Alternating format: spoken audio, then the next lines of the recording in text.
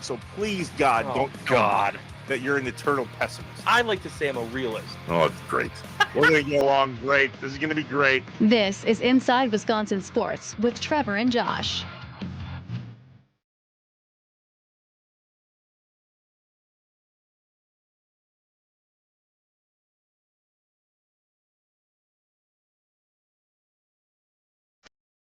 Zone. He has 2 touchdowns. 3rd and 4. Wilson has played a quarter of this game for Jacobs as the back right now. Pressure coming. He picked it up. Inside. Kraft's got it. At the 10. Kraft running away to the end zone. He has 2 touchdowns. You see that? I do this.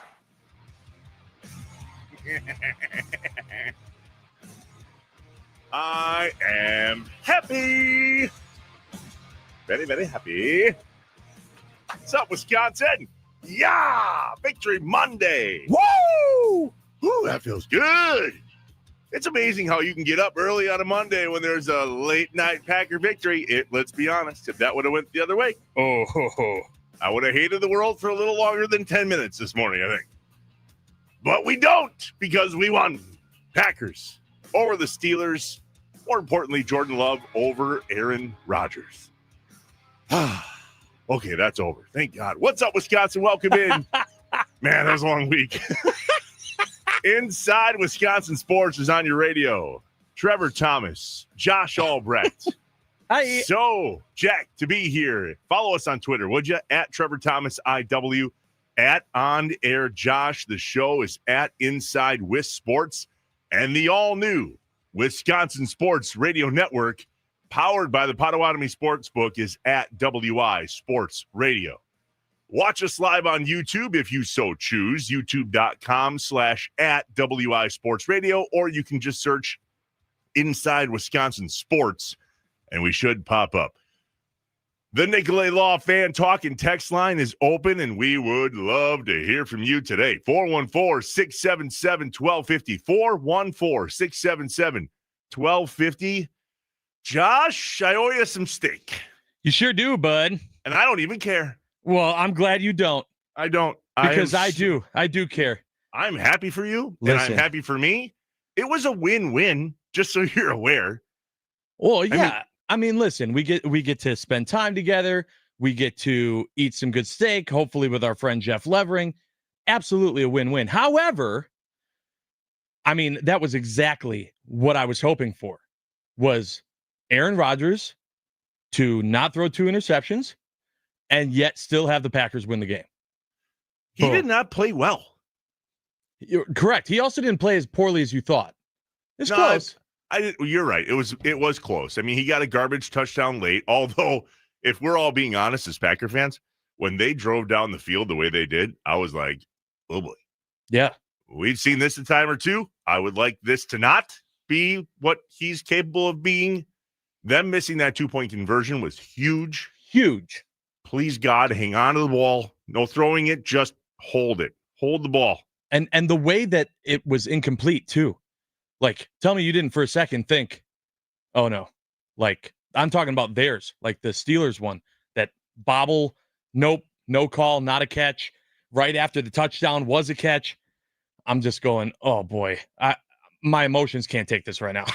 Based on how many referee huddles and fast recap or replay scenarios, that sucks, by the way. Yeah. Not a fan of that. Oh, yeah. Yeah, we're going to get into that. I swear, if they would have thrown a flag on that offsides that they didn't call, because there was a very blatant false start on the Steelers earlier in the game where their guard or tackle was pulling to go and start that play. Yeah. Well ahead of everybody else. Like, way ahead. Yeah. I literally saw it in real time, and I tilted my head like a puppy. Like, you know, Yeah, exactly. Did you not just see what I saw? Everyone saw that, right? And then we did it on defense. They didn't call it. And Favre, I almost said Favre. Rodgers was going nuts. Oh yeah. And then the refs meet, and I'm like, don't you dare leave that flag in your pocket. Right. You missed it. That's on you. I hope the conversation was, we missed that one. What are we gonna do? Oh boy. Well, we can't throw the flag now. Can't do it now. Yeah, but it's Aaron Rodgers. No, I know, but it's too late. It's too late. We missed it. New York is in their ear. Don't you dare throw that flag right now. I swear, don't. No, because we don't have an explanation for this. And in the broadcast, you could hear like Tirico was talking to whoever their, analysis guy was, and they're like, they're not going to throw a flag now, right? Like they're meeting. And he was like, it would be very, very rare to see them go back and drop a flag for a penalty like this at this point. And then as he's explaining that, he goes, there's no foul. It's like, there's no foul. We know you didn't throw a flag. Of course, there's not a foul. You didn't that's the first time I think that I've seen them pick up a flag and say there's no foul. I don't know that I've ever seen a ref come out and go, even though we didn't throw a flag, we just want you to let you know there's no foul. Did we need that explanation? Yeah. Or was that them in meeting like, listen, we understand there probably should have been a foul? I mean, I've seen that a time or two where you think that there was supposed to be something and then they explain further why there wasn't. Only on, they didn't explain further last night, so that doesn't, but only on intentional grounding. That I've seen, where they throw a late flag on intentional grounding, right? I've never seen it for an offsides call. Like, ooh, that should have been a free play. I mean, Rodgers went at it like a free play. And did you not think that Keyshawn Nixon, who had a horrendous night, we'll talk about not that. A good night. Did you not think that he kind of lackadaisically broke up that pass? Or maybe that's just how I was watching him play the entire night. But if that doesn't get knocked out of his hand, that wasn't a free play, even though we all thought, and Rodgers thought, it was a free play as well. Correct. Very fascinating, but no foul. Thank God. And no Rodgers major magic tricks. Aaron Rodgers played well. He can still sling the ball, but it wasn't this the Rodgers I had a little card. I didn't tell you this. I had a little card in my back pocket. Okay. The whole week. Yeah. And it said, I might be wrong, but I never once wanted to read it to you. It was there. I had a little card in my back pocket that said, I might be wrong. But I didn't want to admit that. Should keep that card with you. Turns out I wasn't wrong. I was not wrong. I think I only saw one throw from Rodgers to, I think it was DK, that was deep downfield that, he had to roll out and he slinged it in. It was a great throw where I went, there he is. Yeah. But that was it. Yeah, there was a few moments that my favorite Rodgers that we saw a lot during his last years here in Green Bay was him screaming at everybody else but himself. Yeah. Good to see that was still alive and well. And very true. I don't think it took a John boy to figure out what he said out loud. No. On the old lip reading. No, lot of accounts on the social media yesterday being like, okay, we got that one. Got it. I opened up ChatGPT when that happened, Josh, and I said, please, will you share with me? Why do I do this with my fingers? Every time I talk about something I'm putting in the computer, I'm typing with my hands. Such an old person. Wow. I'm sorry. Okay. It is. When you're click-clacking on your computer and you're... I'm not doing this, at least. I'm not a hunting in the pecker. Okay. So I went to ChatGPT and I asked it, here's what we believe he said. And I'm wondering if there are any other language, any other words in the English language that phonetically look like that with your mouth and aren't it. Meaning, can I possibly bring up on the radio tomorrow morning anything else that he may have said? All right. Josh has finger over dump button. ChatGPT said no. Okay, good job, ChatGPT. Thank you very much. No, appreciate it. It came out with other alliterations of the very phrase he said. Yes. But there's nothing else. And my favorite part about that, I typed in exactly what he said. Yeah. And I watched ChatGPT think, because I have the thinking mode on. Yeah. And I watched it say, talk to itself, going, no, this meets our guidelines. This is adult profanity. It's okay. It talked to itself, going, can we answer this question? Yeah, it's okay. I don't know. Can we? Well, I think we can. Wow. Oh. So much to cover in this game. Yeah. I mean, a lot. And I don't know about you, I have a blast live tweeting these games. And I don't live tweet it like a reporter. I live tweet it like a fan with a bet with a steak dinner. Yeah. All on emotion, baby. It was another emotional roller coaster yesterday. It absolutely was. Well, sure, it didn't need to be, though. I must have deleted and retyped out 6 or 7 different tweets and then been like, no. Because whenever I was about to go after someone, then that side of the ball would have a good play. And I'd be like, oh, all right, well, that tweet doesn't make sense anymore.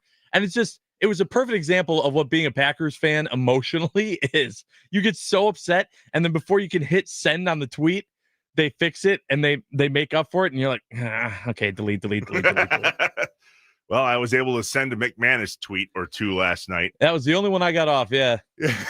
And I noticed, by the way, during the game, that a lot of people were like, okay, where's the Havert? What was his name? Luke, bring the teacher back. Yeah. Where's the teacher? Too soon?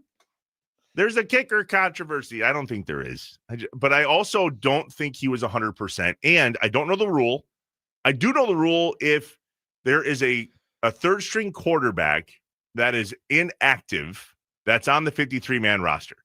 I learned this moons ago. The rule may have changed by now, but that person can come into the game off of the inactive list, but cannot be removed. Like if the QB1 or QB2 all of a sudden feels better, dude can't come out of the game unless he's hurt, and then I don't know the rules after that.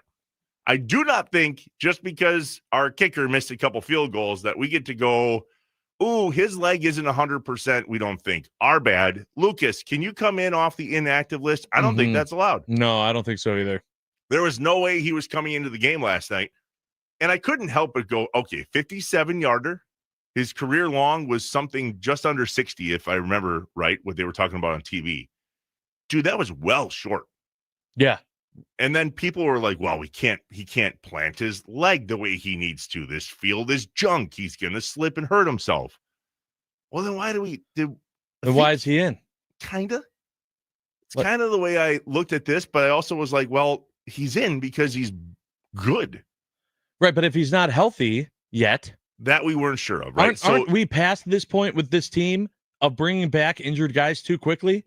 Have we learned nothing so far about how that goes for this Packers team?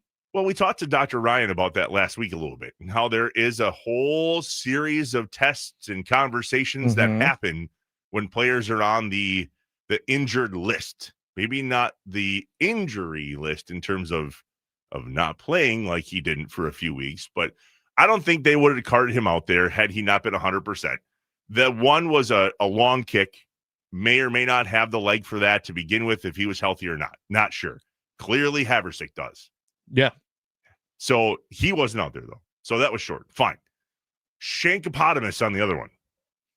I mean, Shanky Shankerson. Right. 44? Was that 44 yards? 44. Hooked it straight left.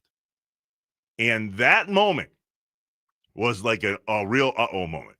Like, okay, not only are we going to give them the ball back, but they have momentum going into halftime because we missed a kick. It should have been 16-13. It was 16-7. Mm-hmm.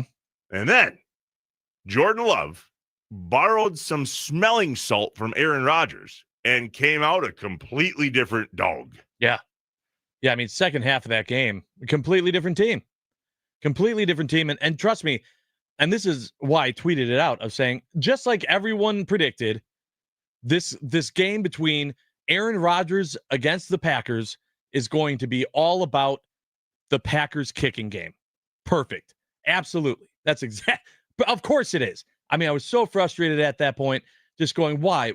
If we're going to lose to the Steelers and Rodgers, why does it have to be because of kicking field goals? Why is that going to be the narrative? Yeah, right. And then the Packers came out in the second half and they said, no, hold on. It's not going to be. Don't worry. We got this. Boom. We're also glad it did not depend on Aaron Rodgers not fumbling. BS. We might talk about that play in every single segment, including questions, including the morning mind dump. All of that is to come, and don't you dare go anywhere. Scheduled to appear with us this morning here on Inside Wisconsin Sports with Trevor and Josh, NFL Hall of Famer, Cleveland Brown stud, and Wisconsin Badger hero, Joe Thomas, joins us on this show at 7:40 this morning. Don't go anywhere. Set an alarm. I've got alarm set for like every 5 minutes just to remind myself that he's coming on, and it's going to be a great combo. Oh, I can't wait. So I also tweeted last night something I was very proud of because I had maybe forecast this last weekend, not this weekend, but last weekend. I went to bed with a tweet that I put out last night at 9:55 with about 8,000 impressions. Going, cool. That's a pretty big deal for a guy like me with only 1,100 followers or whatever it is. Whoa. I woke up this morning, 56,000 impressions on this tweet, and I want to get your take. Why does Tucker Kraft seem so open and dangerous this week, you ask? 2 words. Christian Watson. Mm-hmm. I firmly believe that. Now, I'm not taking anything away from the game that Tucker Kraft had. Good God, man. I mean, and that's all I ask from you. I'm not saying you're wrong about that, and I can't wait for you to get into detail about it. However, I mean, Kraft is that man. I mean, sure. Good Lord. And Kraft couldn't be that man unless the defense needed to spread out and cover multiple guys. And it happened last night. I mentioned this last weekend during the game, but there's a couple guys that have speed unlike anything we've seen in Green Bay for some time. Christian Watson is one of them, even coming off of an ACL repair, and Matthew Golden is the other. Romeo Doubs, not the fastest cat on the team.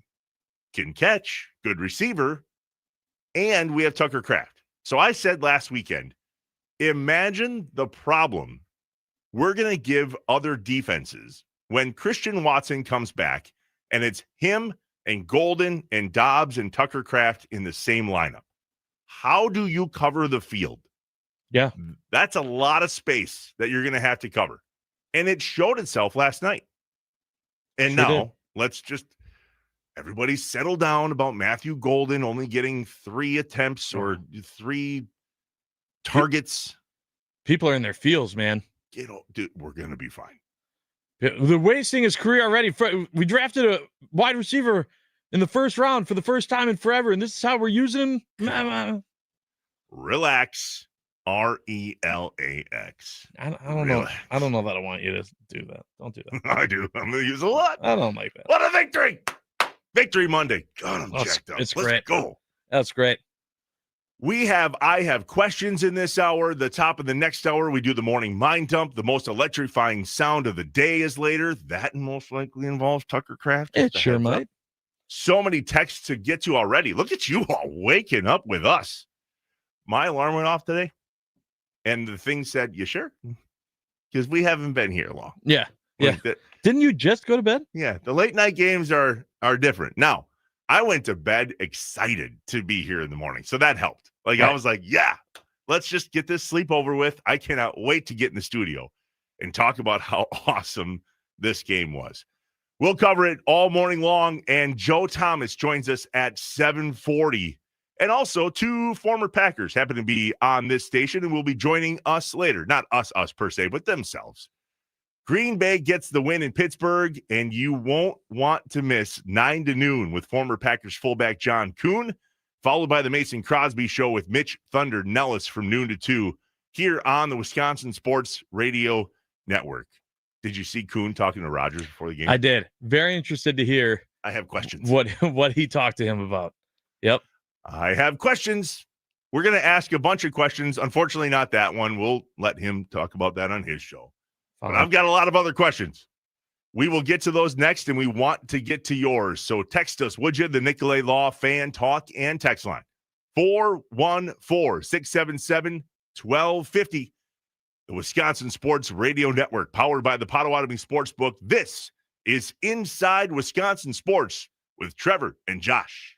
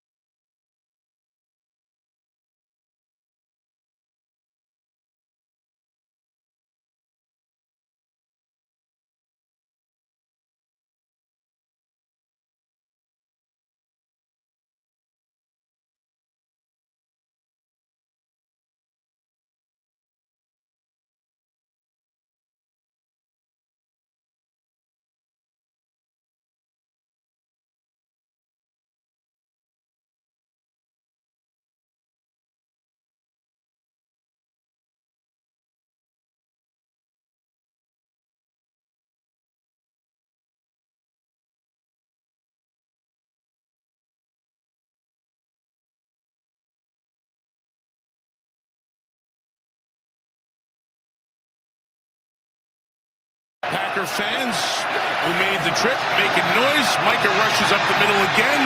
Aaron and Trevor and brought down. One of the defenders who played with Rodgers, 6-7, just a sack for Rashawn Gary back at the 16-yard line. Oh, did he do the 6-7 thing on purpose, you think? Oh, I don't know, but I texted Mitch Nellis immediately because he loves the 6-7 thing. And he was like, I'm so happy. Wes Hodkowitz from the Packers tweeted it as well because there was a score that was 6-7 at one point in the game. Sure. 6-7. So dumb. What's up, Wisconsin? Welcome back. The Wisconsin Sports Radio Network, powered by the Potawatomi Sportsbook. This is Inside Wisconsin Sports with Trevor and Josh. Follow us on Twitter at Trevor Thomas IW, at On Air Josh. The show is at Inside Wis Sports, the network at WI Sports Radio. Joe Thomas joins us this morning, 7:40 a.m. Stick around for that. And now, I have questions.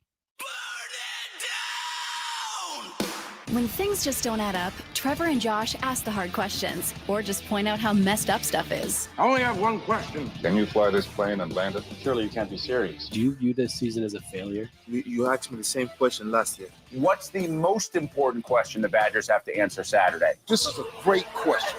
Oh my God, this is a great question. It's time for I Have Questions on Inside Wisconsin Sports with Trevor and Josh. We give ourselves space every day to just ask a few questions from the day prior. Yeah. Some confusing things, maybe some things that we believe need more explanation, or some things that are just simply WTF. And there's a couple of those from the game yesterday. And the first one that's on my docket is, what is Rashawn Gary thinking? I mean, he was definitely, for a superstitious fan, he was tempting fate a little bit. You don't make fun of the belt. You don't do the belt celebration. You ignore the fact that Aaron Rodgers ever did that, and especially when you're playing against him or tackling him for a sack. You don't bust out the belt, okay? We got very lucky. Yeah, but we did get away with it. We got away with it. We did get away with it. He had a great game. Micah Parsons was in Aaron Rodgers' head at epic levels, and he was only paying attention to him. Parsons flushed him from the pocket numerous times in the game last night, and whoops, there's Rashawn Gary. I believe that if Mr. Van Ness would have been in the game, he also would have had a day. Yeah. Fortunately, he's got a bad wheel. But we shouldn't make fun of the belt. That has rarely gone well for anybody playing against Aaron Rodgers. I did a bit of a research project on this last night. All right. January 15th, 2011. John Abraham from the Falcons did the belt after a sack. The Packers won the game. That was with Aaron Rodgers, 48-21. This goes on and on. I mean, it gets worse. Stephen Tulloch from the Lions in September of 2014 mocked the belt, tore his ACL while celebrating. Or Jamal Charles from the Chiefs, belt after a touchdown at Lambeau, wrong, Packers won. Belt after a fourth quarter interception by Malcolm Butler, wrong, Packers won 40-14. This isn't the first time that somebody has done the belt and gotten away with it. But in that scenario last night, what time was this when I saw that? Because I immediately went and searched going, oh, geez, oh, God, oh, crap, oh, no. Yeah. Yeah, it was very scary. It was very scary to think about. And anyone that's out there, any Packer fan that's out there was like, no, the belt's dead. That's why he did blah, blah, blah. No. That's what all those guys thought too. I'm just very thankful that we're here. And it was kind of like when people tested Jordan, right? It was like, no, don't do that. Why? Don't do that. Do you want him to all of a sudden go off for 45 right now? What part of our history makes us believe that we should piss Aaron Rodgers off? Nothing about playing against him says, oh, let's just, make fun of him. That'll go well. Yeah. The other question I have, is Keyshawn Nixon okay? Because if he's okay, I have a lot of questions. But let me just preface the big one. Is he okay? I'm going to say yes. I'm going to say he's okay. I definitely don't think that he is just a good enough corner to be on DK Metcalf. Like I think that was there were multiple times where it felt like Rodgers was picking on him a little bit. But I haven't had a problem with Nixon all year. Ooh, I've had a problem. Have you? Yeah. I do not believe he's the CB he led us all to believe he was. And then he muffs that punt last night. Yeah, he had true. a rough night. He definitely had a rough night. And what's fascinating about those players in that position that have a rough night, he gave up a touchdown to DK Metcalf. Clearly, he was having some pass interference issues, although one was clearly on Twitter not believed to be PI. He muffs the punt. And then you finally get one that you can hang your hat on. And boy, are we all muscles in that dude's face. Like, what are we doing? What are we doing? I did not see any words from him after the game. I assume that it's out there. We'll look for it later. But yeah, Keyshawn Nixon, not a great evening in the backfield for the Green Bay Packers. But we dodged bullets. What do you got? Well, I was just going to ask you, I have a question. Did Quay Walker grow up? He did. Thank God. Is that not wild to see that whole exchange happen? I mean, that is the definition of what was wrong with Quay Walker. Like, I mean, you knew of anyone on the field that was a liability in those instances of getting a unnecessary roughness, unnecessary whatever call. It was Quay Walker. And what I loved was after the game, Matt Schneidman actually asked Quay about that. Nice. And he said, Matt's tweet said, talk to Quay Walker about this tonight and about the whole play. If you missed it, DK Metcalf was like in his face and he like went to poke him in the eye and grabbed his face mask, and Quay Walker did nothing. He just let it happen, and DK Metcalf ended up getting a 15-yard penalty against him. Matt said he talked to him about it, started the question with, would 2022 Quay Walker, Quay cut him off and said, hell no. Brilliant. Now, Perfect. What I want to ask him was, what did you say to have a dude think the right move was to poke you in the eyeball? Listen, all I've heard, I've talked to Kuhn about this. I've asked him, like, what is it about players like just getting out of hand and costing the team? And the Steelers had multiple of them last night, but there was a lot of fights and a lot of pushing going on in that game. And Kuhn just said, like, it's just everything's so heightened. The emotions are crazy. It's just in those moments, they just can't help themselves. Players just go.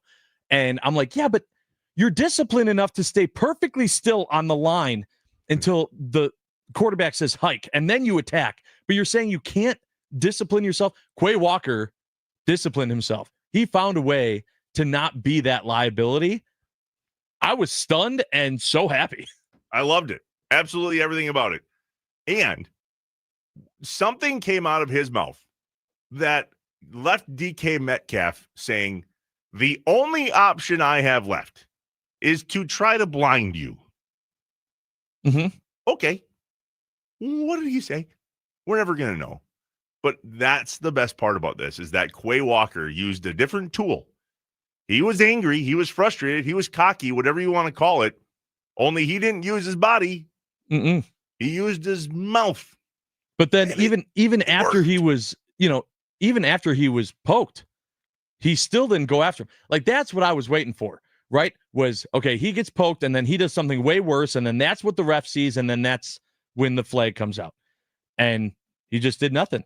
And I was like, brilliant, amazing. Well, based on a different play in the game, I wonder if he would have even been flagged. I learned something during the game last night. Okay. Apparently, when there is an instigator, unsportsmanlike penalty called, it doesn't matter what else happens after that. If they catch who the instigator is, they go, well, he had it coming. I mean, that happened earlier in the game. There was a penalty after it was a special teams play. Two of our guys absolutely buried one of their guys. A lot of Steelers fans complaining about a no call on that. Well, the bad news is there was a call on that. It just happened a few seconds later. Yep. But there was a couple open-handed punches thrown after that. I mean, in the grill of some dudes. And it was chippy. And I love that. It was feisty. That was a Packers team that I don't think we've seen so far this year that showed up last night. Truly. We'll talk all about that in the morning mind up. But my question is, has this instigator call always been a thing? Because it really made it look like when they noticed who the instigator was, unless somebody's taking off their helmet and using it as a bat, I don't know that they were going to call anything else because they noticed right away where it started. And so I think back to the Quay Walker thing going, boy, he got his eyeballs poked. I think he could have DDT'd that dude, and the refs would have been like, you had it coming. Well, but the thing is that you never know when the refs are catching the player. That's the thing, right? I feel like there have been too many opportunities, specifically with Quay, even, to where something happens, and then he takes it a step further, and then that's where it gets, the attention of the refs, and the flag gets called on him. And so even though the instigator might have been DK, it's on whatever move was caught. It's just like in school. Sometimes someone's picking on you, but then when you retaliate, the teacher catches you, and now you're in trouble. It's the same. It's the same thing a lot of times. I don't know. The call was different. There is a retaliation call that I understand, but the way they used the word instigator, was it number 50 or 54? The ref came on open mic and said, personal foul, Steelers, number 54. He was the instigator. Imagine parents having a yellow flag and they walk into your boys listening, my kids, and we get to throw a flag on the instigator, but then the other one, whatever he did, doesn't matter. It's who hit first. Right. That is a very unique situation. And I'm not sure. I still feel like all of that is still, ref's discretion. So don't test that. What I mean? If you're a Green Bay Packer, don't test that theory. Yeah. What part of reffing last night thought that you should test what those guys were going to do? Oh, boy. Yeah. It sure seemed. Did it seem off to you? Yeah, absolutely. The replays and the instant stuff and no offsides, no false start. It was odd. Just odd. Yeah. All right. I have another question. Okay. Is it okay that the Wisconsin football Twitter account, in the heat of the pregame between the Aaron Rodgers-led Steelers and the Jordan Love-led Packers, retweeted a Steelers post featuring TJ Watt? Is that okay? No. Okay, thank you. Thank you. And I'll tell you why. TJ Watt plays in 16 other games this season. You can't do it this week. Thank you. Just this week. Definitely not at that time. No, at any time this week.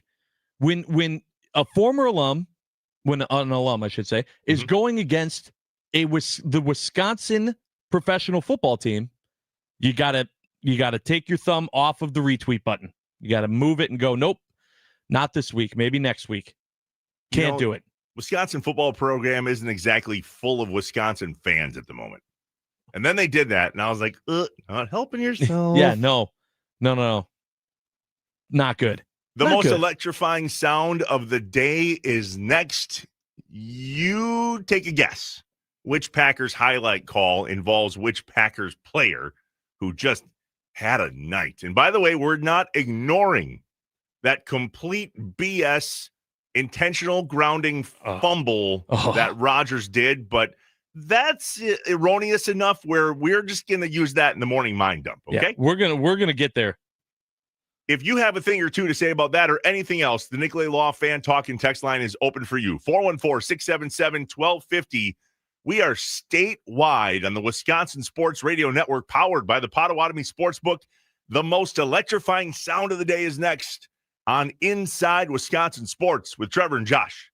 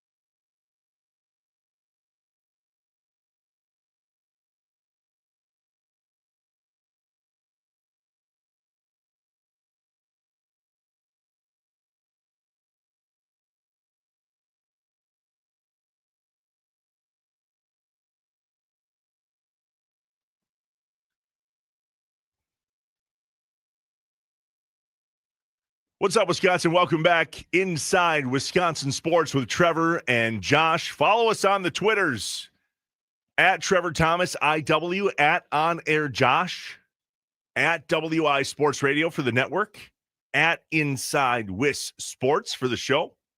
Watch us live on YouTube if you so choose. YouTube.com/at WI Sports Radio. And now use your ears. Time for today's most electrifying sound of the day. It's time for The most electrifying sound of the day The most electrifying on Inside Wisconsin Sports with Trevor and Josh. Brought to you by Best Electric. Learn more at bestelect.com. Don't stress. Connect with the best. Love hit as he throws up for grabs. Caught! Kraft! Oh, on the run! Kraft pulling away! Still on his feet at the 30. What a run after the catch by Kraft all the way to the 26-yard line. It's a 59-yard gain. And that catch by Tucker Kraft is the most electrifying sound of the day, brought to you by our friends at Best Electric. Remember, no job is too big or too small for Best Electric. Don't stress. Connect with the best. Call them today or visit bestelect.com. Man. Dude. I mean, the play, crazy. The call by Tirico, amazing. That was everything. I mean, Rodgers even said in his postgame presser how that changed momentum, everything. It was nuts. But I also love that it was the first question, not even kidding, first question that Love got asked in his presser. Here's what he said. Yeah, no, I saw him. We had kind of a man beater on there, right? And I saw Tuck going to the corner, and, as I was kind of throwing it, got hit. Obviously, I had no idea where the ball even went. Was hoping it, nothing bad happened. And Tuck just saw the replay. Tuck made a great play. Obviously, to come back for the ball and then to get that yak, that's a big-time play. Get that yak, baby. Please, God. I don't know where that's going. Don't you kind of love that? Like, when a play works for a quarterback to just say, like, well, obviously, I had no idea where the ball was going. Like, I just chucked it. You kind of love that, don't you? Tucker Kraft is a problem. Oh, not for us. For everybody else. Yeah, exactly. The best part about it is we have weapons now. Mm-hmm. And it's funny. We've looked at this for years in a row. Oh, man, we need a number one receiver. We need a number one receiver. And then we draft a first-round receiver, and he got 3 targets yesterday. That's okay. We're not wrecking his career because Tucker Kraft is having a hell of a night. Yeah. Yeah. On National Tight Ends Day. Thank you. It is a thing. It absolutely is a thing. And he was the best tight end on National Tight Ends Day. And also, we'll get to it in the morning mind dump, but the NFL social media team put out multiple graphics on National Tight End Day. And I got a problem with that person. Whatever 27-year-old is running that account, I got problems. Heads up to that person. With what you did. But when Jordan Love released that ball when he was getting hit, were you not terrified that was going the other way? Yep. It was real bad to the point where I think I tweeted right after that. I love football games that make me hold my breath for no reason whatsoever other than, oh God, oh God, oh God. Yeah, right. I mean, that was one of those. Yeah. I also had a couple of those with Rodgers that I thought were going to get intercepted, but of course not. Oh, and there was one early too. There was one early that, another step, and he had it, and I just went. Why are we trying to catch a ball like this? Turn your hands around. I love it too. Who dives like that? When it happened, you and I were doing one of my favorite things as a millennial, and speaking in memes. Yes. And GIFs. And so we're just GIFing back and forth with each other. And I used the one of Denzel Washington just putting his hand on his chest like, whew, okay. All right, we're okay. Because that could have been number one, and it could have been early. And there could have been a second, too. I mean, there was a couple opportunities for interceptions. Listen, at the end of the day, the Packers won the turnover battle, won the game. Mm-hmm. That was about as complete of a game as the Packers have played since week 1. I cannot stand it when fans and or media members alike go, boy, if the Packers could put one together in a complete game, they'd be pretty unstoppable. Hold on. All right. Mm-hmm. Morning mind dump. Sorry. Mm-hmm. Mm-hmm. Mm-hmm. Getting a little bit ahead of myself. Yeah. But, just back to Tucker Kraft really fast. I don't know that he has moved from, hey, he had a great game, to, is he in the conversation, or is it not even a conversation about him being the best tight end in the NFL right now? So I was playing fantasy sports in the football category yesterday. Yes. Against a guy who was 0-7, and I'm Wonderful. 5-2 on the season. That's good for you. Guess who he had in his lineup? The Tucker Kraft. Yeah. Problem. Yeah. Guess who his quarterback was? Jordan Love. Problem. Okay. He's 1-7. I lost it. I've never been happier. I mean, do you have any argument against him being the best tight end in the NFL right now? Well, that's what I'm saying. I mean, when you have a tight end on a fantasy lineup that scores 28 points, he is, but it's not going to last at this level. No. It can't. But that was the whole point of bringing Christian Watson back. I said that to start the show. The MVP of last night's game was Tucker Kraft. Yeah. No, it was Christian Watson. I'm telling you, the night that Tucker Kraft has does not happen unless Christian Watson is A, in the game, B, faster than they expected, apparently, and C, can catch the ball. The fact that Tucker Kraft spread the field 30-plus yards downfield on the regular opened up Kraft to do insane things last night, and that's exactly what we saw. Now, is he good? Duh, yeah. And he's a leader. That's my favorite part. And we're headbutting people without a helmet. Yeah. Wild. Yeah. I was like, oh, don't do that. You're not going to be the best tight end in the league if you keep doing that. He also had to go into the blue tent for a minute, and he did say post-game that he had to do that because of a concussion protocol, but he passed it. And I don't know. I was thinking to myself, did that happen before or after you went headbutted a helmet? Was that hello? Do you not know that everyone's watching for head injuries? Hello. McFly. Anyone in there, McFly? Yeah, apparently not. Wild, He's man. a big dumb animal, ladies and gentlemen, and golly, do we love him. Oh, love him so much. And somebody on the Nicolay Law fan talking text line just a bit ago said, I'm fairly certain we're going to have to start calling Tucker Kraft the bull, because he's the definition of a bull in a china shop. Everything gets broken. Michael in Appleton. We'll see if we can make it stick. Let's call him the bull. I'll call him whatever. Just keep playing like this, man. Huge that we have Tucker Kraft. Huge that we have John Kuhn and Mason Crosby on the Wisconsin Sports Radio Network. If you are looking for the inside scoop as to what goes into a game like that against a teammate like that of those guys, I think you tune in today from 9 to noon with John Kuhn and noon to 2 with the Mason Crosby Show here on the Wisconsin Sports Radio Network. Sports Talk on the Wisconsin Sports Radio Network is presented by Paramount Plus. You can't count on much, but you can always count on Sundays with the NFL on CBS and Paramount Plus. Watch your local NFL game live every Sunday all season long. Visit ParamountPlus.com/NFL to get started today. Man, we are so proud to be here on the Wisconsin Sports Radio Network, statewide, 4 affiliates: Milwaukee, Green Bay, and the Fox Valley. Wausau and Duluth, Superior are all waking up with Inside Wisconsin Sports with Trevor and Josh here on the Wisconsin Sports Radio Network. At the top of the next hour, we do it every day, and it's really fun on Mondays. The morning mind dump. Let's get it off our chest, out of our heads, and not carry this with us, where there's some things yesterday that we didn't quite see eye to eye with. Just a 2-tree, maybe. You are listening to Inside Wisconsin Sports with Trevor and Josh. Stay here.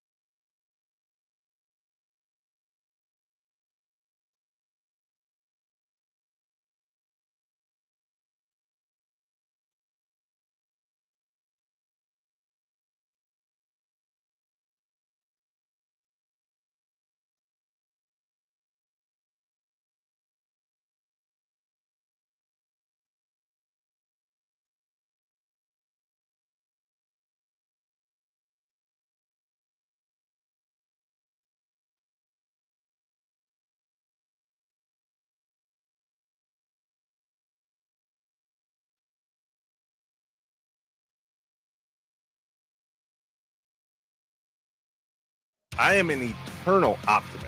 So please, God, don't tell me that you're an eternal pessimist. I like to say I'm a realist. Oh, great.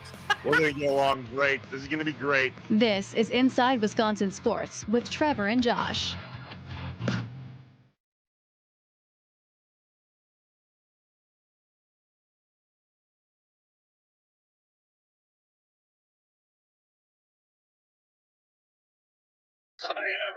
Nothing open on the read for Rodgers, trying to keep this alive.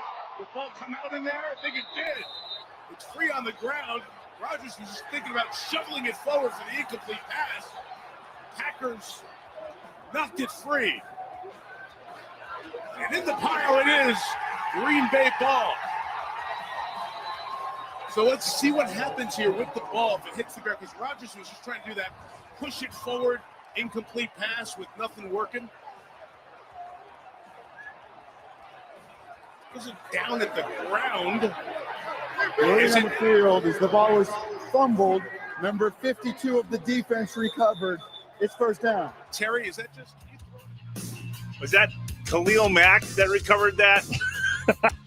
Mike Tirico? He had a night. Sure did. What's up, Wisconsin? That was a fumble. Instead, they called it an incomplete pass, and we may or may not have a thing or two to say about that here in the Morning Mind Dump. Good morning. Welcome to Inside Wisconsin Sports with Trevor and Josh, live from the Wisconsin Sports Radio Network studios, powered by the Potawatomi Sportsbook. Follow us on Twitter at Trevor Thomas IW, at On Air Josh. The show page for Inside Wisconsin Sports is at Inside Wis Sports, and the network at WI Sports Radio. Watch us live on YouTube if you so choose, youtube.com/@WI Sports Radio, or you can just go on YouTube and search Inside Wisconsin Sports, and we should pop up there as well. The Nicolay Law Fan Talk and Text Line, 414-677-1250. It's time today to get it off your chest, out of your head, shut down those voices, and share them with us. The Monday edition of the Morning Mind Dump. Here we go. Voices in my head, they counsel me, they understand, they talk to me.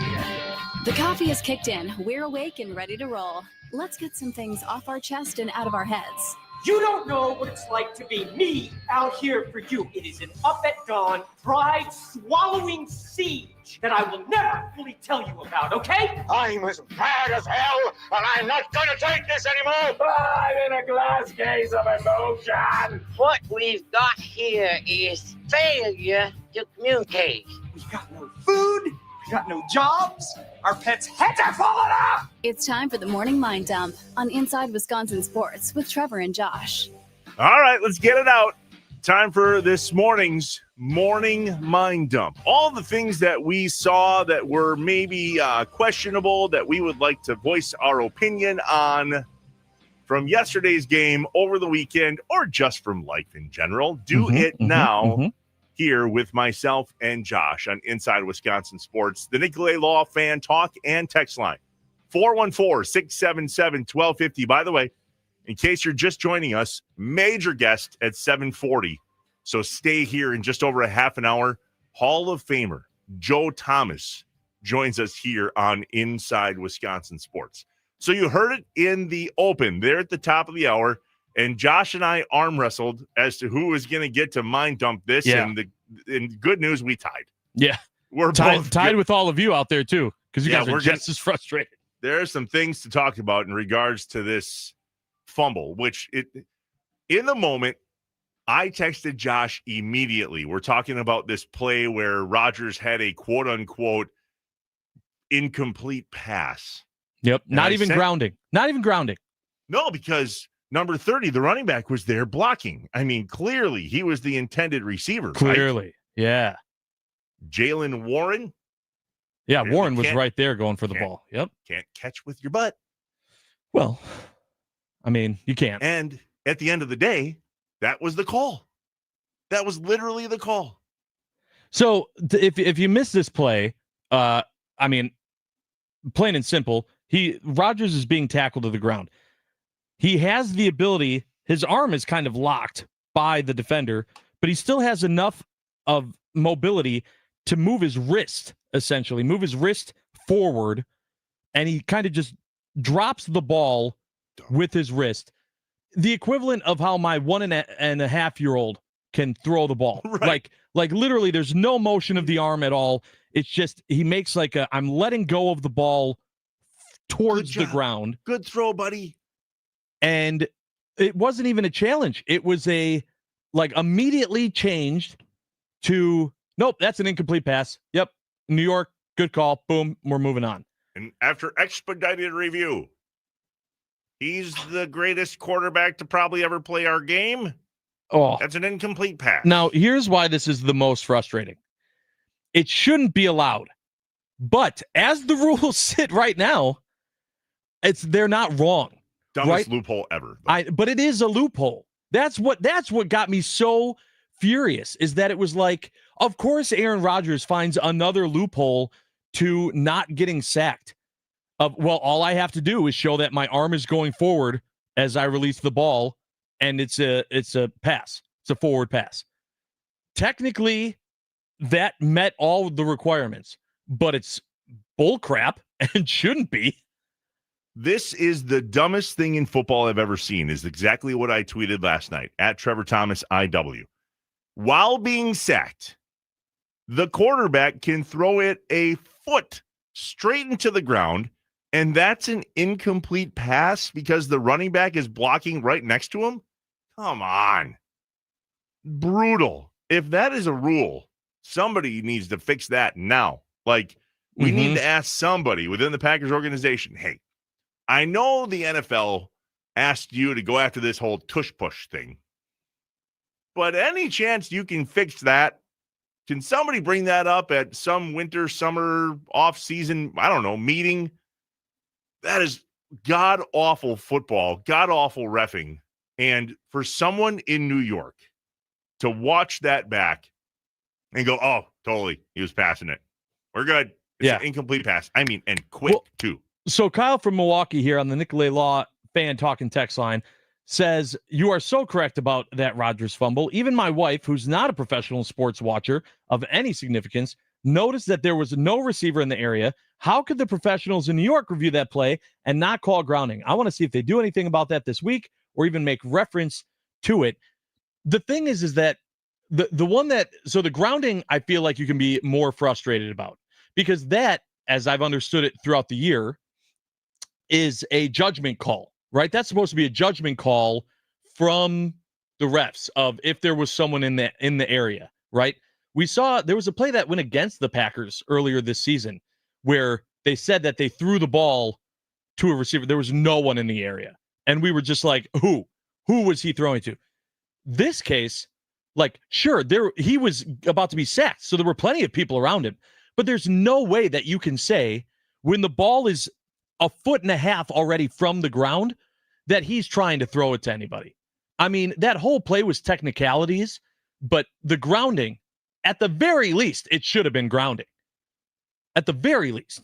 It was a fumble. And the fact that his fingers got to throw the ball forward, like you had said it best, 1.5-year-old type of throw, a foot, literally 1 foot from his waist to the ground.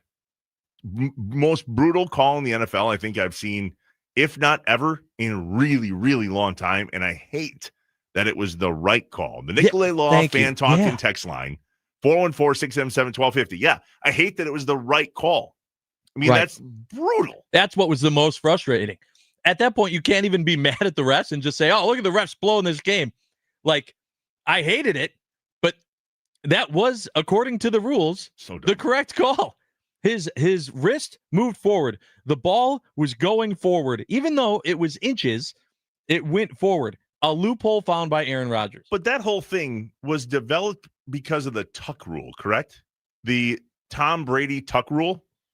I mean, so many things came out of the tuck rule. I don't know if that one's specific, but yeah. Well, in regards to the quarterback, throwing versus tucking it, and so on. Correct, yeah. That's essentially what that rule was probably going to reference had they had to explain it, in terms of, well, this is why it was a fumble or this is why it wasn't. But that's where all of that came from, was just, nope, he was clearly throwing the ball forward. No, he wasn't. He was getting rid of it so he didn't get sacked. That was not a throw. And that's where the judgment call has to come in. Nothing about Aaron Rodgers in that moment was throwing the football. No. Nothing. No. It wasn't even intentional grounding. It was a fumble. You cannot say that literally while his arms are at his sides going down and he goes, that's a throw? Come on. Now, you can do better. Now here's my question for you. I know it's not I have questions, but does that film get analyzed and practiced? Do we start seeing more and more quarterbacks when they're going to get sacked, seeing that opportunity when they're getting taken to the ground, just make sure the ball's going forward and just dumping it out hey guys, inches before they throw it? So dumb. I'm just, because like we said, it clears the rules. And so I feel like more teams are going to watch that. They're going to practice that. And that's what's going to happen until the NFL changes the rule. And that's what all of you are saying on the Nicolay Law Fan Talk and Text line. 414-677-1250. Fellas, almost every throwaway where there's a receiver in the area is stupid, but that's the rule. This one looked a little different to me. Somebody else says, unfortunately, the running back was right next to Rodgers. I know. I still think it's dumb. Yeah, but if you throw it at his foot, then clearly intended. Turnovers are automatic reviews. If you were insinuating they should have had to challenge. Also, it's very similar motion to most spikes in clock stoppage. No, so it wasn't about the challenge, like about the fact that they didn't have to, throw a challenge flag, because it was ruled a fumble and recovery, so a turnover on downs. A turnover rather. But it was the fact that they, it went so fast, and it was like, oh no, yep. What did you call it? What did they say it is? The automatic review system. Well, the expedited review or whatever they call it. Expedited review. Like, I hated that it was decided so fast because I was frustrated that it happened. Period. Sucked. Ziggy, let's go. Rashawn Gary, 2 sacks. Jordan Love with the game of his life. The student has become the master. Also, almost had our first good as golden touchdown. He was dead center wide open, 2 yards from the end zone, uncovered, but Love was rolling right and completely missed him. That's Ziggy with the morning mind dump. Get yours in the Nicolay Law Fan Talk and Text line, 414-677-1250. We're going to break a little early here because we have coming up at 7:40 of this hour, and we want to make sure that we have as much time with him as he's willing to give us. NFL Hall of Famer Joe Thomas. So don't go anywhere. We're going to keep the morning mind dump going. So get yours in now. We want to read them all. The Nicolay Law Fan Talk and Text line, 414-677-1250. It's the Wisconsin Sports Radio Network, powered by the Potawatomi Sportsbook. This is Inside Wisconsin Sports with Trevor and Josh.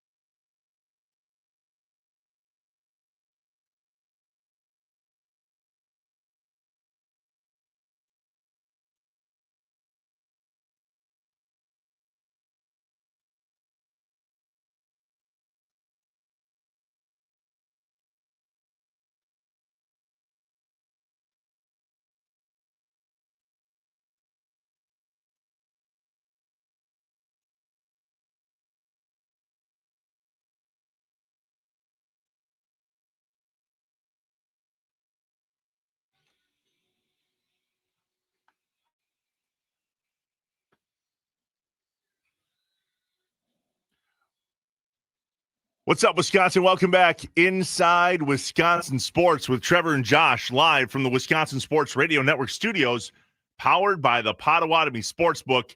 Trevor Thomas, Josh Albrecht. Josh, you ever seen the movie Bad Boys 2? Yes. I'm doing the woo-sigh right now. Yeah. Woo-sigh. Yeah. I love this. For the first couple weeks of the show, it was my blood pressure going up.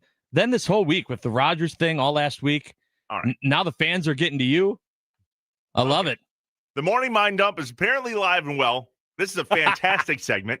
We are so grateful that most of you participate in this. The Nicolay Law fan talking text line, 414-677-1250. Why's that? There's a couple text messages here that have got me a little warm, okay? This one in particular. I'm going to paraphrase. It is no different. This is what it says. This is from the 920. It is no different than QBs. We're talking about Rodgers' spike of the ball or incomplete pass or fumble or whatever you want to tuck call it, rule, whatever we're talking about. And I want to pause here and say that none of this is anti-Aaron Rodgers. This is anti-stupid rule in the NFL. Credit to Aaron Rodgers.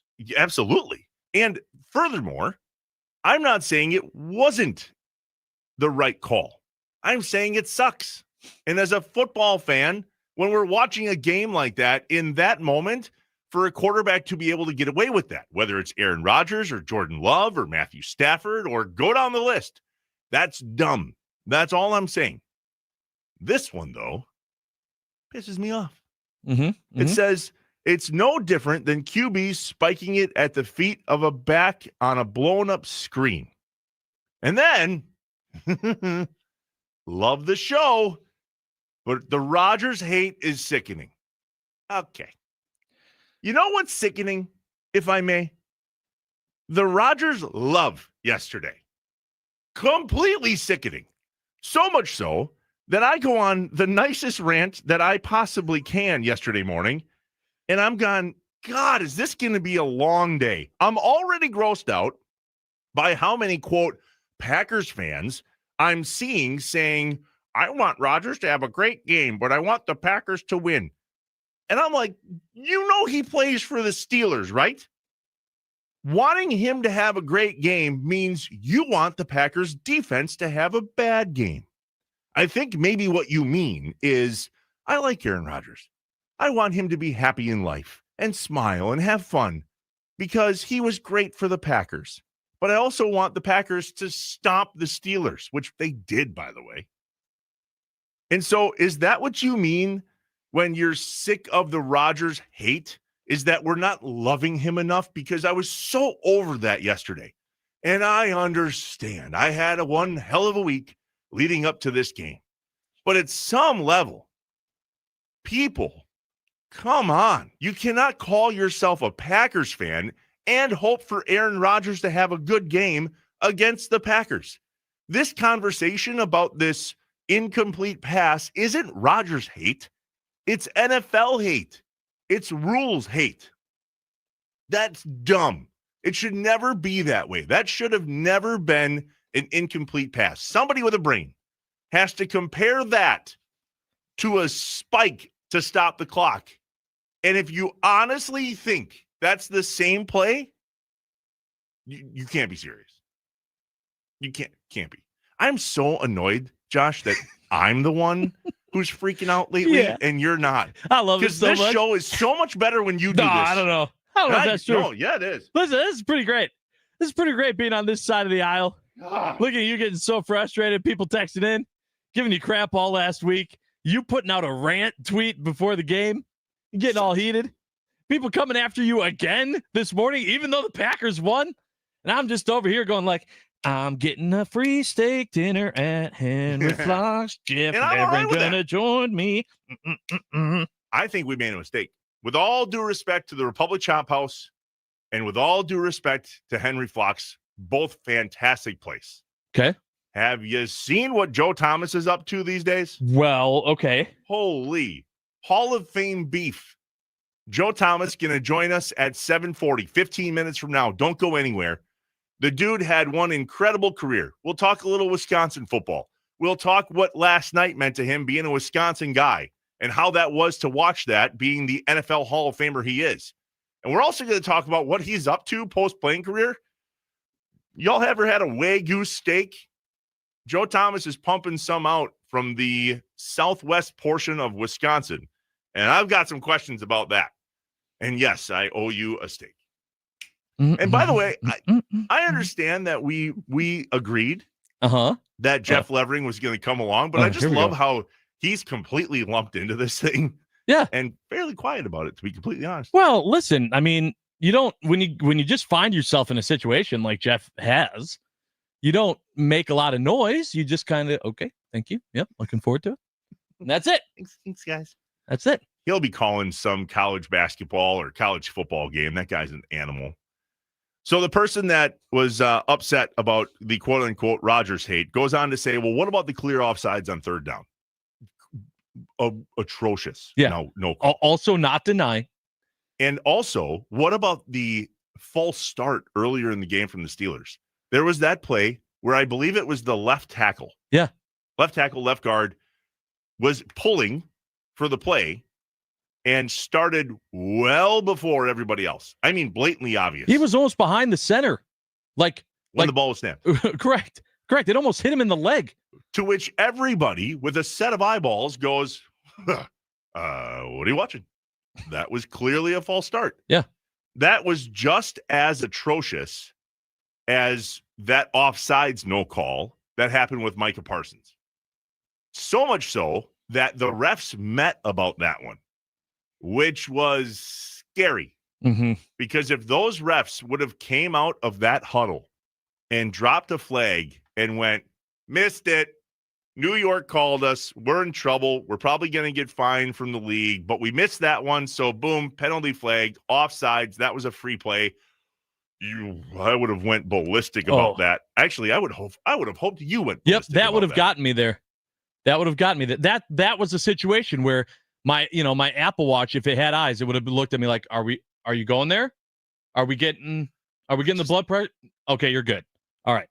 I think there's a difference between a ref inserting themselves in a game where it's not necessary and a ref not inserting themselves when it is necessary.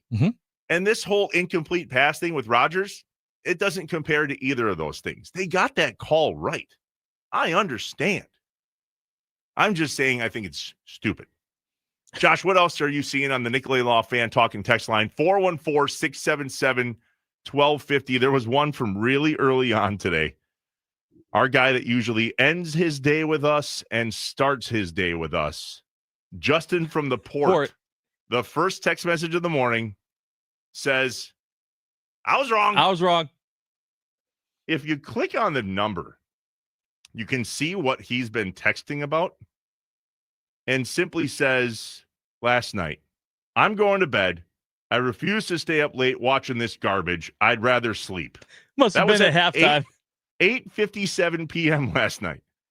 6:05 this morning, he texts back, I was wrong. Well, Justin from Port, let me be the first to say thank you for going to bed. Because it worked. It worked. It worked for sure. I got one here from the 414 that said, hold on one second. Sorry, I just lost it. Real quick, let's go back to my predictions for a second. Yeah. I predicted that Rodgers would throw 2 interceptions. Wrong. Yep. I predicted that he would throw 1 touchdown. Wrong. And I predicted that he would throw less than 200 yards. Wrong. So, Justin, I feel your pain, buddy. Yeah.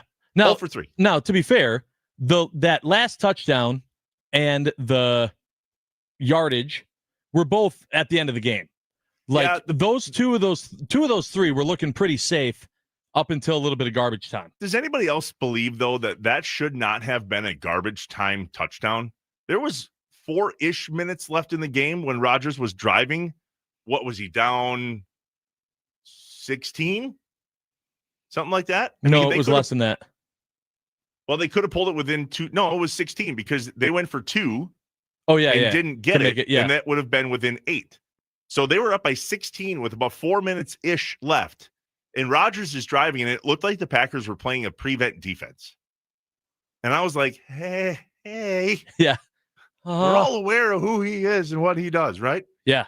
Specifically in these moments. And when he went down and drove and scored a touchdown and almost, this close to getting the 2-point conversion, I was like, maybe we keep our foot on the gas. Mm-hmm. Just a thought. But then when it got broken up and Tirico goes, and that'll keep it a 2-possession game, that's when I went, exhale. Felt better. Ooh. And then they did the onside kick, and Romeo Doubs caught it. Yep. And didn't immediately go down. No, and he went out of bounds. I'm like, go down. Just drop to the ground. Catch ball, drop to the ground. That's all you got to do. What was the one that you were trying to read? Yeah, so the 715 said, Rodgers, he said, I know we are talking about the Aaron Rodgers fumble, but was anybody other than myself getting sick of Chris Collinsworth talking about how great Aaron Rodgers was and the Pittsburgh Steelers and not giving any credit to Green Bay until the end of the game? Usually, you can point out when I can feel when those things are obnoxious. I didn't feel like they were that obnoxious yesterday. And I think it was because we all kind of knew that Aaron Rodgers was going to be the main focus of this game. And so the fact that he kept being brought up by the broadcast, I expected that. And so I personally didn't think like it was too over the top. I've been accused from time to time on this show on not being able to stay on topic. Oh, really? Shut it. Okay. Chris Collinsworth was all over the joint last night. Yeah, that is true. He seemed off. Both of them. Tirico, too. And Tirico's usually really good. But mistakes were made. Christian Watkins, and then literally called Rashawn Gary Khalil Mack. Yeah, he did. Khalil Mack. Listen, if we're going to have a stupid off of things that come out of our mouth that don't make sense, Tirico can get behind me. Like, I've got a track record, and we've only just begun. All right, so then there's one more here before we get to break and welcome in Joe Thomas. Don't go anywhere. 740. Joe Thomas, NFL Hall of Famer, Wisconsin Badger icon, now insane, amazing beef-producing farmer. I love it. What are they? I didn't get the chance to proofread this. There you go. Is it okay? I'm not sure. I'm not sure which one. Says Trevor.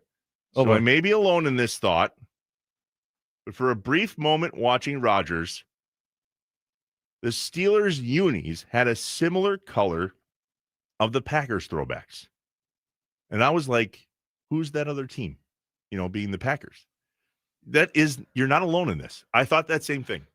And this is what I said to myself, even though it's not the same shade of yellow in the same shiny gold helmet, I thought it was fascinating that the game that the Green Bay Packers play against the Pittsburgh Steelers, the Packers wear yellow helmets with a G on the side, and the Steelers wear black helmets. Right. That's how usually. Why did Rodgers get to wear the gold helmet last night? There was a piece of me that was like, huh? Yeah. Was that just coincidence? And let me tell you, if you just went from like a national perspective and you were scrolling through tweets after the game, about the game, 90% of them were about the Steelers uniforms and how collectively everyone hated them. It was a brutal. I'm glad there was no poll question about those unis for the NFL. We got to come up with a poll question too. A one-word question. What do you think it should be? The Nicolay Law Fan Talk and Text Line, 414-677-1250. Last week, we asked a couple poll questions. We did. And they were simply one word with a question mark. The last one we did was interceptions. Yeah. And we'll let you know how that one shook out after we chat with Joe Thomas, scheduled to join us next. Stay here. The Wisconsin Sports Radio Network, powered by the Potawatomi Sportsbook. This is Inside Wisconsin Sports with Trevor and Josh.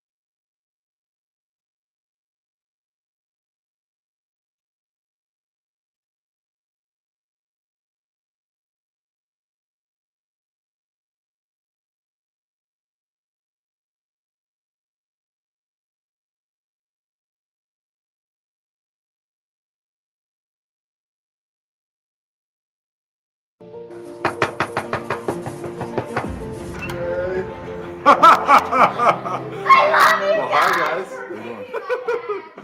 What a setup. Joe Thomas, how you doing? Welcome to the Pro Football Hall of Fame, class of 2023. Thank you so much. Give me a hug. That is the best news I've ever heard. Not just today, but ever.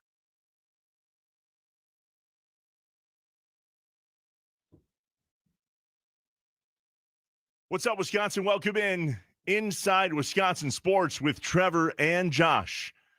Live from the Wisconsin Sports Radio Network studios, powered by the Potawatomi Sportsbook. I just got a note from Joe Thomas. Let me read this real quick, Josh. Go ahead.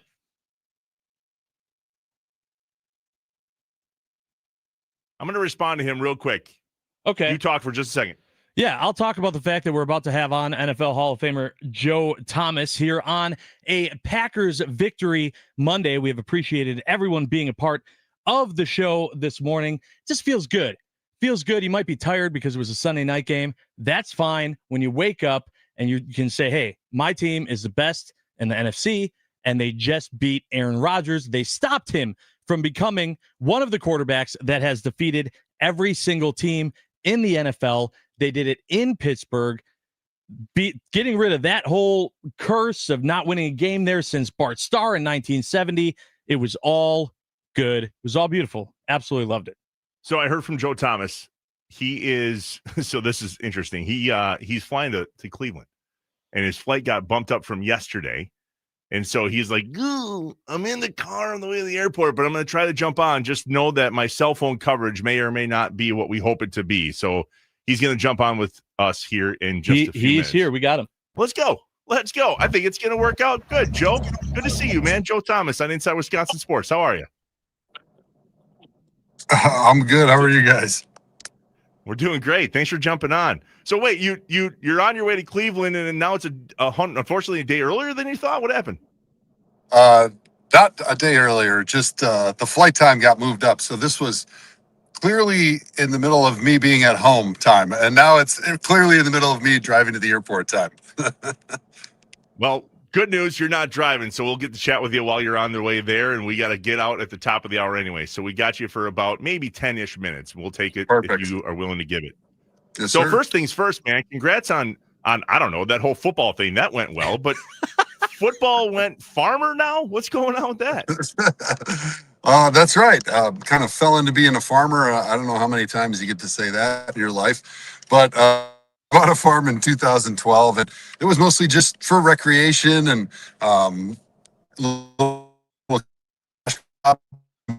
taking the family and friends out there. And then when I retired, my kids thought it'd be real. They told me that, hey, Dad, we should some. We make delicious beef, and now we're raising and selling the consumer line. We're getting into a few retail restaurants, and so it's been all the way in with both feet, having fun playing farmer. Joe Thomas joining us on Inside Wisconsin Sports. In the middle of, let's be real, like there's very few spots in Wisconsin that are BFE-ish. And I think southwestern Wisconsin is just a little bit of one of those in terms of a cell phone coverage. So we'll keep trying. We appreciate you jumping on with us. Joe, let's talk about last night. Being the guy in the NFL for Cleveland as long as you were lucky enough to start and end your entire career with one team. Aaron Rodgers, not so much, but you're a Wisconsin guy first. What was that like for you as somebody who, I guess more than anything, gets it? You just get it. What was that like for you watching that? For me, I've always had a lot of pride in playing for a team and being with the Browns and being able to play all 11 seasons right there. I felt really lucky to be able to do that. I think there's some guys that maybe don't have the resilience or the values of loyalty that you do when you grow up in Wisconsin. And I think part of it is, just me being a kid that grew up in what I would call like the glory days of the Packers when, Mike Holmgren was there and it was Brett Favre and Reggie White and Leroy Butler. And it seemed like, at least during my formative years of when I became a fan, it was always the same guys. And I always thought that was really special for me as a fan to be able to like kind of cheer for the same players every year. There wasn't as many of the guys that were leaving in free agency. And certainly once I was in the NFL, Brett Favre decided to leave. And so maybe I wasn't scarred as much by that because I was already playing for the Browns. But I think just looking back and reflecting on that, I think that, a guy like Aaron Rodgers, you get big egos a little bit. And then when there's too many big egos in a room, you have a hard time being able to work things out. I mean, we even saw it in New England at the end of Belichick and Brady's career. They had the most successful duo at quarterback and coach of all time, and they still weren't able to finish in the same spot. So I think it takes unique personality. I think it takes unique values, loyalty, and, wanting to be in the same place and see things through from the beginning to the end. And I think those were things that, I just learned growing up in Wisconsin and growing up and having my family and my parents sort of gift me with those values that allowed me to really make it a point of emphasis for me during my career to stay in what the entire time. Joe Thomas, NFL Hall of Famer, joining us on the Wisconsin Sports Radio Network guest hotline powered by Gruber Law. One call, that's all.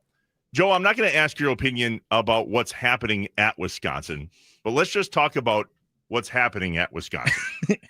Wisconsin football is not what it was when you were there, and a little before that and a little after that, and yet life ebbs and flows. So this is just one of those things. But as someone who is who you are, an alum and such an amazing supporter of Wisconsin football, maybe how you doing?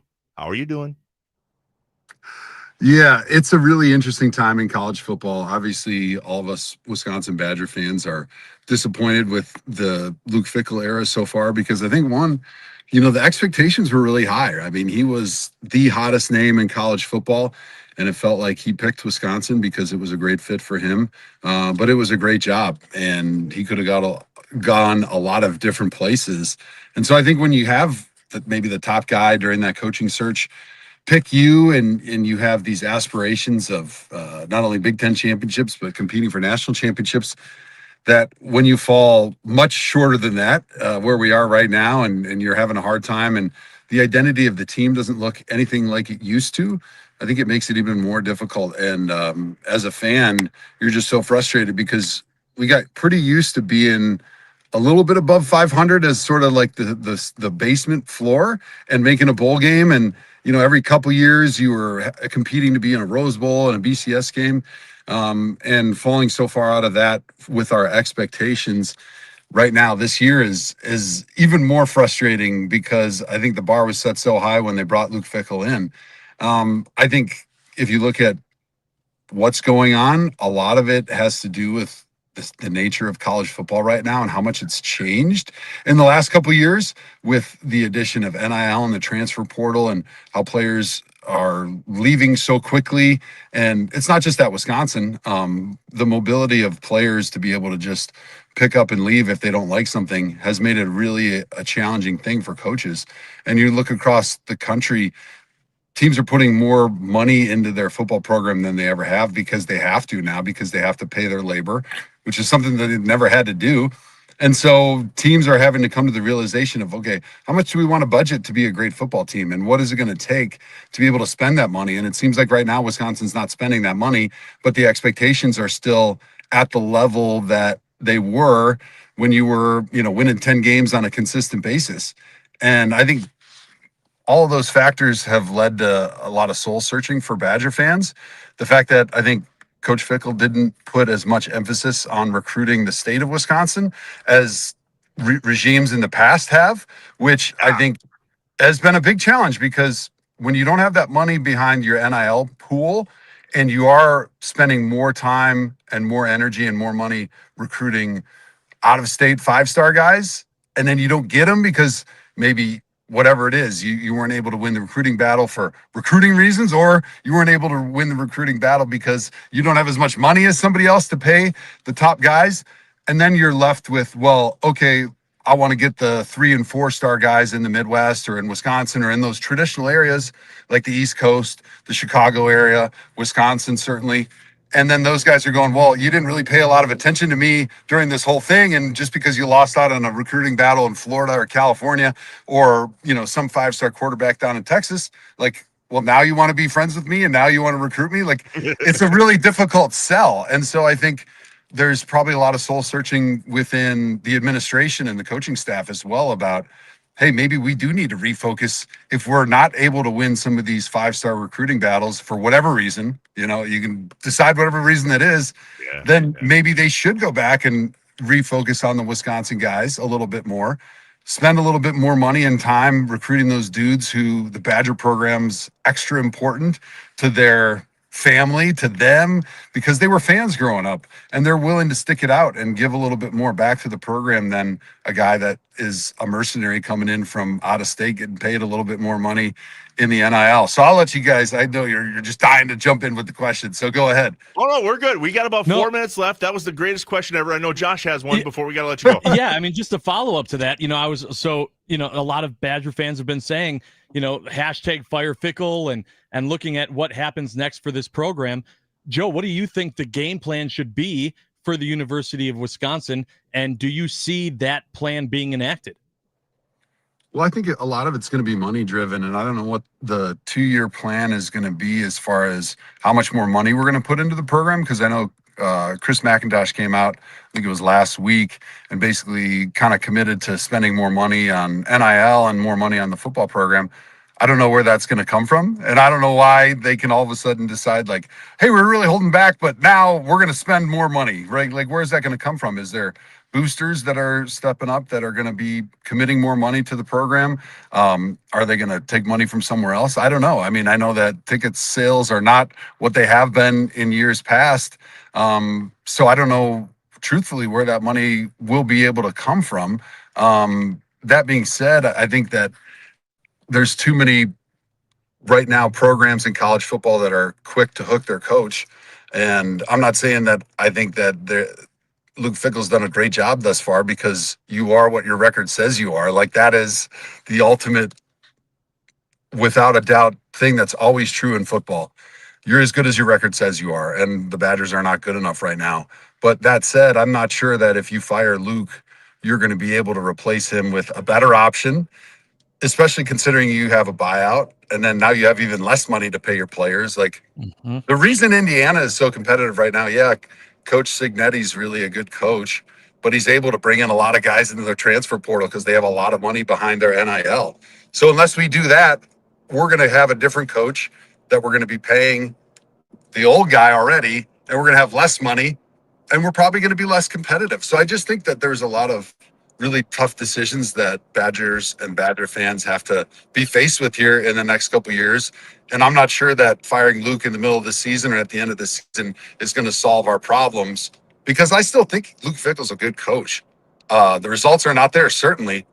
But if you remember back just a couple of years ago when we hired him, like, he'd done a great job at Cincinnati. Notre Dame wanted him really bad. He'd really been considered a great coach by everybody that's worked with him. And the situations have been really difficult, especially when you lose your starting back at the beginning of every single season.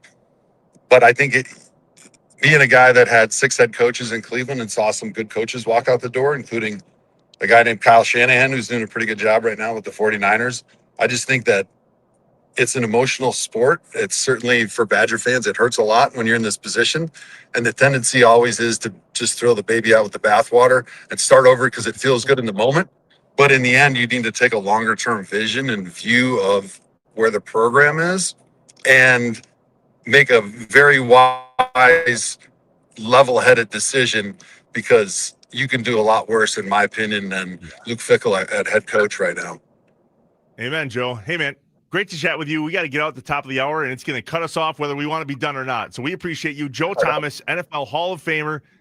Come on again, would you? I'll reach back out to you. We'll have you back on again. More to talk about. My here. pleasure. We'll try to get on when I'm not driving to the airport. No, all good, man. Things happen. HallOfFameBeef.com. Joe Thomas, Wisconsin icon and NFL Hall of Famer. The only other thing I was going to ask him was, what does a guy have to do to get his number retired? Good Lord. Hey, Wisconsin, I think 73 should probably be on the wall someplace. Yeah, Just a thought. TikTok. The Wisconsin Sports Radio Network, powered by the Potawatomi Sportsbook. This is Inside Wisconsin Sports with Trevor and Josh. We'll break that down in just a second. Stay here.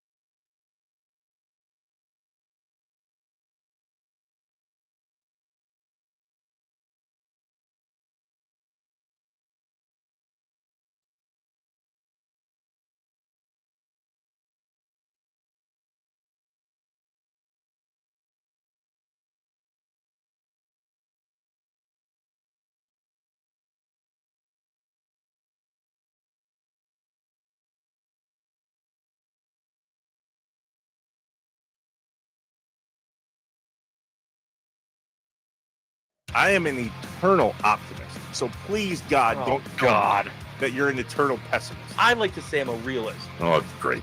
We're going to get along great. This is going to be great. This is Inside Wisconsin Sports with Trevor and Josh. Crowd is here about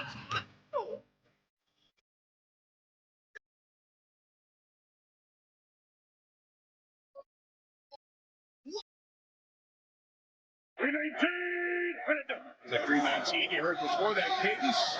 Rodgers team drop. Out and open. He's going down. Sack Micah Parsons. Number one got one. Number one got one, and so too did number 52, and the Packers got one for the record books, at least on the Green Bay category. My grandpa, when he was right back in the day, when him and my grandma were arguing, he used to look at me, he'd lick his thumb and make a tally in the air, and he'd go, one for the good guys. That's what last night was, baby. One for the good guys. Good morning, Wisconsin. What's up inside Wisconsin sports? My name is Trevor Thomas. He is Josh Albrecht. Hi. We are both awesome on Twitter. Just ask us. At Trevor Thomas IW, at On Air Josh. Kidding. He's awesome. I try. No, you're good. You're good too. At Inside with Sports and at wisportsradio.com. We're live on YouTube. Jump on with us here. youtube.com/@WISportsRadio. Or you can just type in Inside Wisconsin Sports and we'll see you there. You can always jump on the Nicolay Law Fan Talk and Text line. However, whenever, it is open for you. 414-677-1250. 414-677-1250. You know, what's awesome about Joe Thomas jumping on with us is that the dude is a professional. If you missed it, I am positive that we're going to clip that up and post it to the Twitter pages. So make sure to follow along there. He had some unbelievable comments in regards to what Wisconsin football state of affairs is through the eyes of a guy who helped build the program into what it was when he played there back in 2003 to 2006. Wisconsin boy. I mean, and I don't know, man, like I heard it pretty direct, to say the least, that things are not what the expectation was. But then I also heard him say, and I'm paraphrasing, this is not a quote, who in their right mind would want to coach in college football right now? I mean, look what LSU just did. Brian Kelly, $100 million deal. What was he, 3 years into it? Yep. Bye-bye. So it's not that Luke Fickell is or isn't meeting expectations. Fairly certain that's clear. But what Joe Thomas was saying was, so what should our expectations be? But I did hear one thing specifically that he said, and it was he went away from, meaning Luke Fickell, went away from what Barry Alvarez said, was build a wall around Wisconsin and keep those guys in the state. That had to do with pride back then and less to do with a pocketbook. And so I'm not sure where that necessarily lands in comparison to what Wisconsin football was versus what it is today. But nonetheless, super grateful that Joe Thomas joined us here on the Wisconsin Sports Radio Network guest hotline powered by Gruber Law. One call, that's all. Only Joe Thomas, dude, would send me a message after he gets done. And he goes, I would love to come back on another time. Sorry, it wasn't ideal with being in the car. He's doing an appearance in Cleveland, and they moved his flight up and his car up. And none of that happened until he saw it this morning. So he knew he was jumping on with us. And he was happy to be here, and he wants to do it again soon. But we got him for just over 10 minutes, which I could have talked. I feel like he would have talked to us for another 20. Yeah. Yeah, Absolutely. We'll get him on again. Outstanding. We'll do so. All right, we have a lot to break down from last night's Packers game. By the way, thanks for the messages about Joe Thomas on the Nicolay Law Fan Talk and Text line, 414-677-1250. Maybe the best one, and I highly doubt this is going to happen. But 4 or 5 words. 1, 2, 3, 4, 5. Head coach, Badgers, Joe Thomas. Yeah. I'll take the under. It seemed like he's pretty good with being the farmer right now. He's locked into farming. Did we screw again? I mentioned this earlier. I owe you a steak dinner, and Jeff Levering is happy to be along for the ride if he so chooses. I was wrong. Rodgers did not throw 2 interceptions. He also didn't throw 1 interception, but he threw a couple that really could have been interceptions, but they weren't. And so I owe you a steak dinner. Yeah, I feel like if we do this in the future, we shoot our buddy Joe Thomas a message and go, hey, we're going to buy steak from Hall of Fame Beef. You can buy it right there on the website, halloffamebeef.com. Here's the problem. I will completely screw that up. Yeah, so Joe has to be there. We're going to make him cook his own beef? No, he's got to be there. He's got to, just like we're bringing Jeff along, for that one, Joe's got to be there. The game last night, we were there. So too was Jordan Love and Tucker Kraft and Christian Watson and Matthew Golden, 3 catches, I believe, or at least 3 targets. Yep. And Rodgers was there too. And for the first time in what perceivably, according to him, was a long time, he had to use the silent count at his own stadium, not wearing a Packers uniform. That's because we travel really well. I've heard that chant for 18 years, so Packer fans travel really well. First time in a while I've used silent count for a home game. That's a credit to those Packer fans. Yeah, we travel well. Okay, so I'm not throwing my wife under the bus, but she did say this last night. We were watching the game, and she noticed all of the Go Pack Go chants. How could you not? Right. And it's because she's super nice. I married the nicest woman in the history of women on the planet Earth.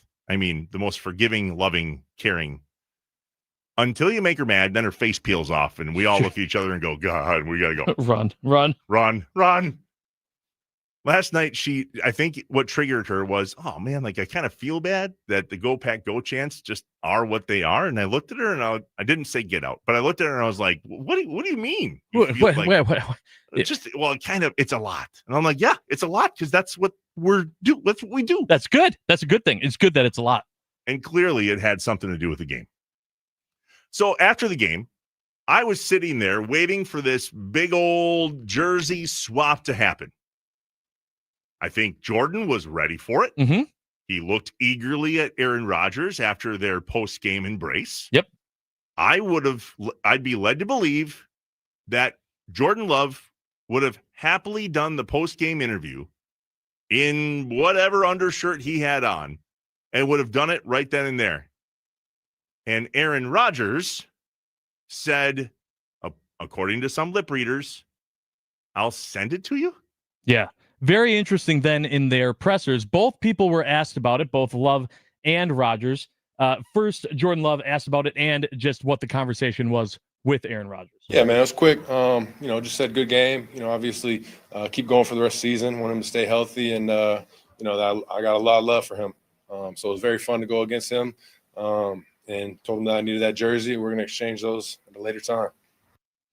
So he says, hey, This was a conversation. It was short. And, yeah, don't worry about the jerseys. Those are happening at a later time. Then Rodgers was asked about it. Aaron, did you sign a jersey for Jordan after the game? And if so, are you comfortable sharing what you wrote to him? No, not comfortable sharing it. Oh, okay. Know what? I'm not comfortable sharing it. No, I didn't write on the jersey. Well, I mean, it seemed like he said, like, no, I'm not comfortable sharing it. But the follow-up of sharing it was, did you give him a jersey? And if so, did you write something on it? And can you share with us what you wrote? And he says, no, I'm not comfortable sharing it, as if he gave him the jersey. There was no jersey exchange. Not on the field. And then Love says, that's going to happen at a later date. And if you watch the video back of his presser when he says it, he has a little smirk on his face. I couldn't help be like, man, I wonder if Jordan thinks I ain't getting that jersey. 100% he doesn't think he's going to get the jersey. And I didn't like the embrace because I believe they both set that up as if it was going to be a thing, but somebody wasn't on the same page as the other person. I'll let you guess where I stand on that, Josh. Yeah, I couldn't imagine whose side you're on in that one. And so there's a lot of conversation online about the student outperformed the professor.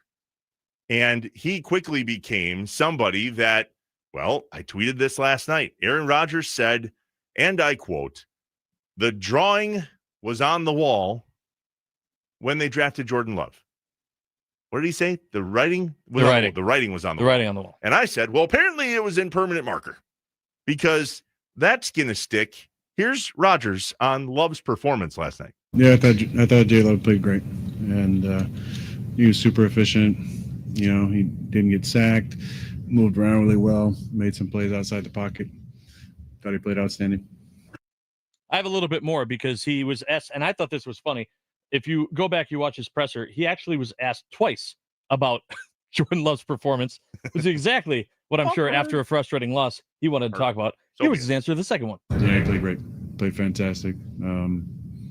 He's had a really nice season. He's been really efficient with the football. He's opportunistic, though. I felt like he was very patient tonight. He took the run solutions. He took the checkdowns, moved in the pocket well. Thought he played really well. Me too. Yeah. Yeah, I thought he had a good game. Us I agree too. with you. Agree with you, Aaron. I think that's interesting, right? When the guy knew it was inevitable that Love was going to take over for him. He just didn't think it should have happened or been in the plan as soon as it did. And here's the crazy part. Rodgers won a Super Bowl in year 3 when he became the starter at the age of 27 years old. Oh, yeah. Saw this all over the place. Yeah. Jordan Love, year 3 as a starter, 27 years old. And I saw a message earlier on the Nicolay Law Fan Talking text line, 414-677-1250. I didn't want to read it because it made me seem like I was all bashing Aaron Rodgers. I am not. Well, I'm not bashing him. I'm just not a Rodgers fan. I'm on record and clear as a bell saying that. That's very true. Yeah. But what I thought was interesting about last night was people are still trying to make excuses for Jordan Love. Well, the kid had a good game, but I mean, look how he played in the first half, or well, he should have been this way earlier, or look at his throws. They're all wobbly and they're off his back foot. Or maybe Jordan Love had an incredible game last night against a guy who he was drafted to replace. Can we just admit that he had a YOLO game last night against the guy who had every intention of having his YOLO game against us? Absolutely. That's exactly what happened. The narrative was not supposed to be about Jordan Love. The narrative was about Aaron Rodgers. It was about Aaron Rodgers facing his old team. It was about Aaron Rodgers having the ability to be one of the quarterbacks that's beaten every single team. And Jordan Love was like, nope, that's not happening tonight. It's going to be about me. And he went out there and he did it. I want to play one more piece of audio, Josh, before we break and get to our guy, Andy Herman from the Pack a Day podcast. He's going to help us break down this entire thing, including, I want to hear his thoughts on Jordan Love completing 20 consecutive passes in a row. Is that good? Aaron Rodgers never did that. Oh, he was tied with Favre. Like he needed one more completion. So come on. I love that Tirico called Favre out. Did you hear that? Yeah. Yeah. Did you also hear Tirico mess up and like a play after the streak ended? Yep. Then say, oh, and that'll end the streak. And everyone was like, actually, the last incompletion ended the streak. Okay, good. You saw that too? Yeah, absolutely. I didn't want to keep saying that because it sounds, I mean, I'm getting accused for bashing Rodgers. I don't want to bash Mike Tirico either. Well, I mean, if it's justified. There's one more audio clip from Aaron Rodgers post-game where he says it would have been different at Lambeau Field. Here's what he said. Said it would have been different had it been in Lambeau. It's good to see a lot of people that I grew up with in the league and had time, 3 hours for the game. I was out there spending time with some of those guys, and I enjoyed that. Well, this game is about relationships. So some of my dearest friends are not players, and the guys who are still over there, I didn't have much time with many of those guys. I had J-Lo in the room with me for 3 years. But most of those guys were young guys, other than Rashawn Gary, played with me for a few years. So the guys that I spent 18 years with, training staff, equipment staff, nutritionist, Connor Lewis, who was in our room for a while, Luke Getzey was there, Butkus, Stenovitz, guys I spent a lot of time with. Those friendships are special, and it was good to see those guys. Who was QB3 when they were in the room together? Who was on the practice squad? I don't remember. I can't remember. I know it wasn't Matt Flynn. That was way earlier. Correct. But I wonder what that guy felt like when Hey, A-Rod. Hey, man. Yeah. Hey, J-Lo. Yeah. I mean, wasn't it Bankert at one point? Hey, Kurt. Yeah. Right. Yeah. Perfect name for that guy. I do think it was interesting though that how he started it right away, saying, "Yeah, I mean," because the question was about like his emotions going up against his former team, and he says, "Well, it would have been a lot different if it was at Lambeau." Sure, right? Because you're playing at a home game, but I mean, like how much different? You know what I mean? Like leading up to this, all he talked about was the good times, the memories, the can't wait to see everybody, and I'm just like, what really would have changed that much of it being at Lambeau? What, more guys? A lot. More? Sure. I'm just saying, like, I don't know. It's a good question to ask Andy Herman. It seemed like a little bit of a crutch. Oh, in my man, opinion. I don't know. I think it would have been way, way different. Now, that doesn't mean the outcome would have been different, but it definitely would have been different from him. And it definitely would have gotten him a little more amped than I think he was last night, because he did not seem, I mean, he was smelling salt literally in the huddle before the first snap. I thought that was fascinating. That definitely made me Google, is that legal? Can players do that? Hey, can you do that? I know there's a thing with brains and, the NFL, they kind of try to protect stuff like that. I learned that they can supply it themselves. I'd also like to point out before we move on very quickly, Nicolay Law, talking text line, going nuts, agreeing with everyone on social media. Why would Rodgers even want that Love even want that jersey? It's hideous. I mean, no one appreciated that jersey. I haven't seen one person. Somebody tweeted, and Amanda showed me last night, I'll never look at a road sign the same again, because it kind of looked like a merging lane road sign. Yeah. Dumb. We will talk with our guy, Andy Herman, at Andy Herman NFL from the Pack-A-Day Podcast, at Pack-A-Day Podcast on Twitter. The guy knows his stuff, and I'm certain he'll have a lot to say up next. The Wisconsin Sports Radio Network is powered by the Potawatomi Sportsbook. This is Inside Wisconsin Sports with Trevor and Josh.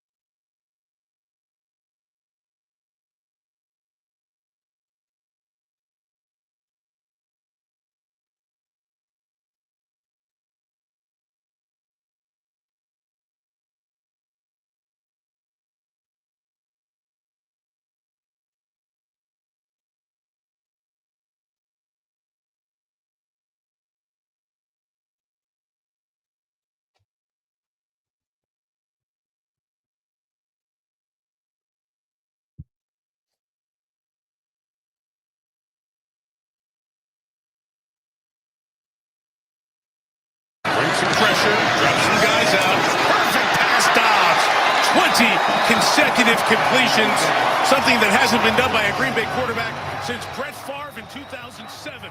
Jordan Love doing it tonight in front of Aaron Rodgers.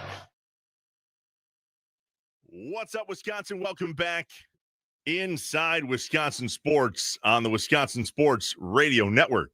Powered by the Potawatomi Sportsbook. Trevor Thomas, Josh Albrecht, and joining us now, as he does every Monday and Friday at 8:20. Looks a little different today. We're going to have some questions about that. Put me in, coach. He's on the Wisconsin Sports Radio Network guest hotline, powered by Gruber Law. One call, that's all. You got to go on the YouTube channel right now.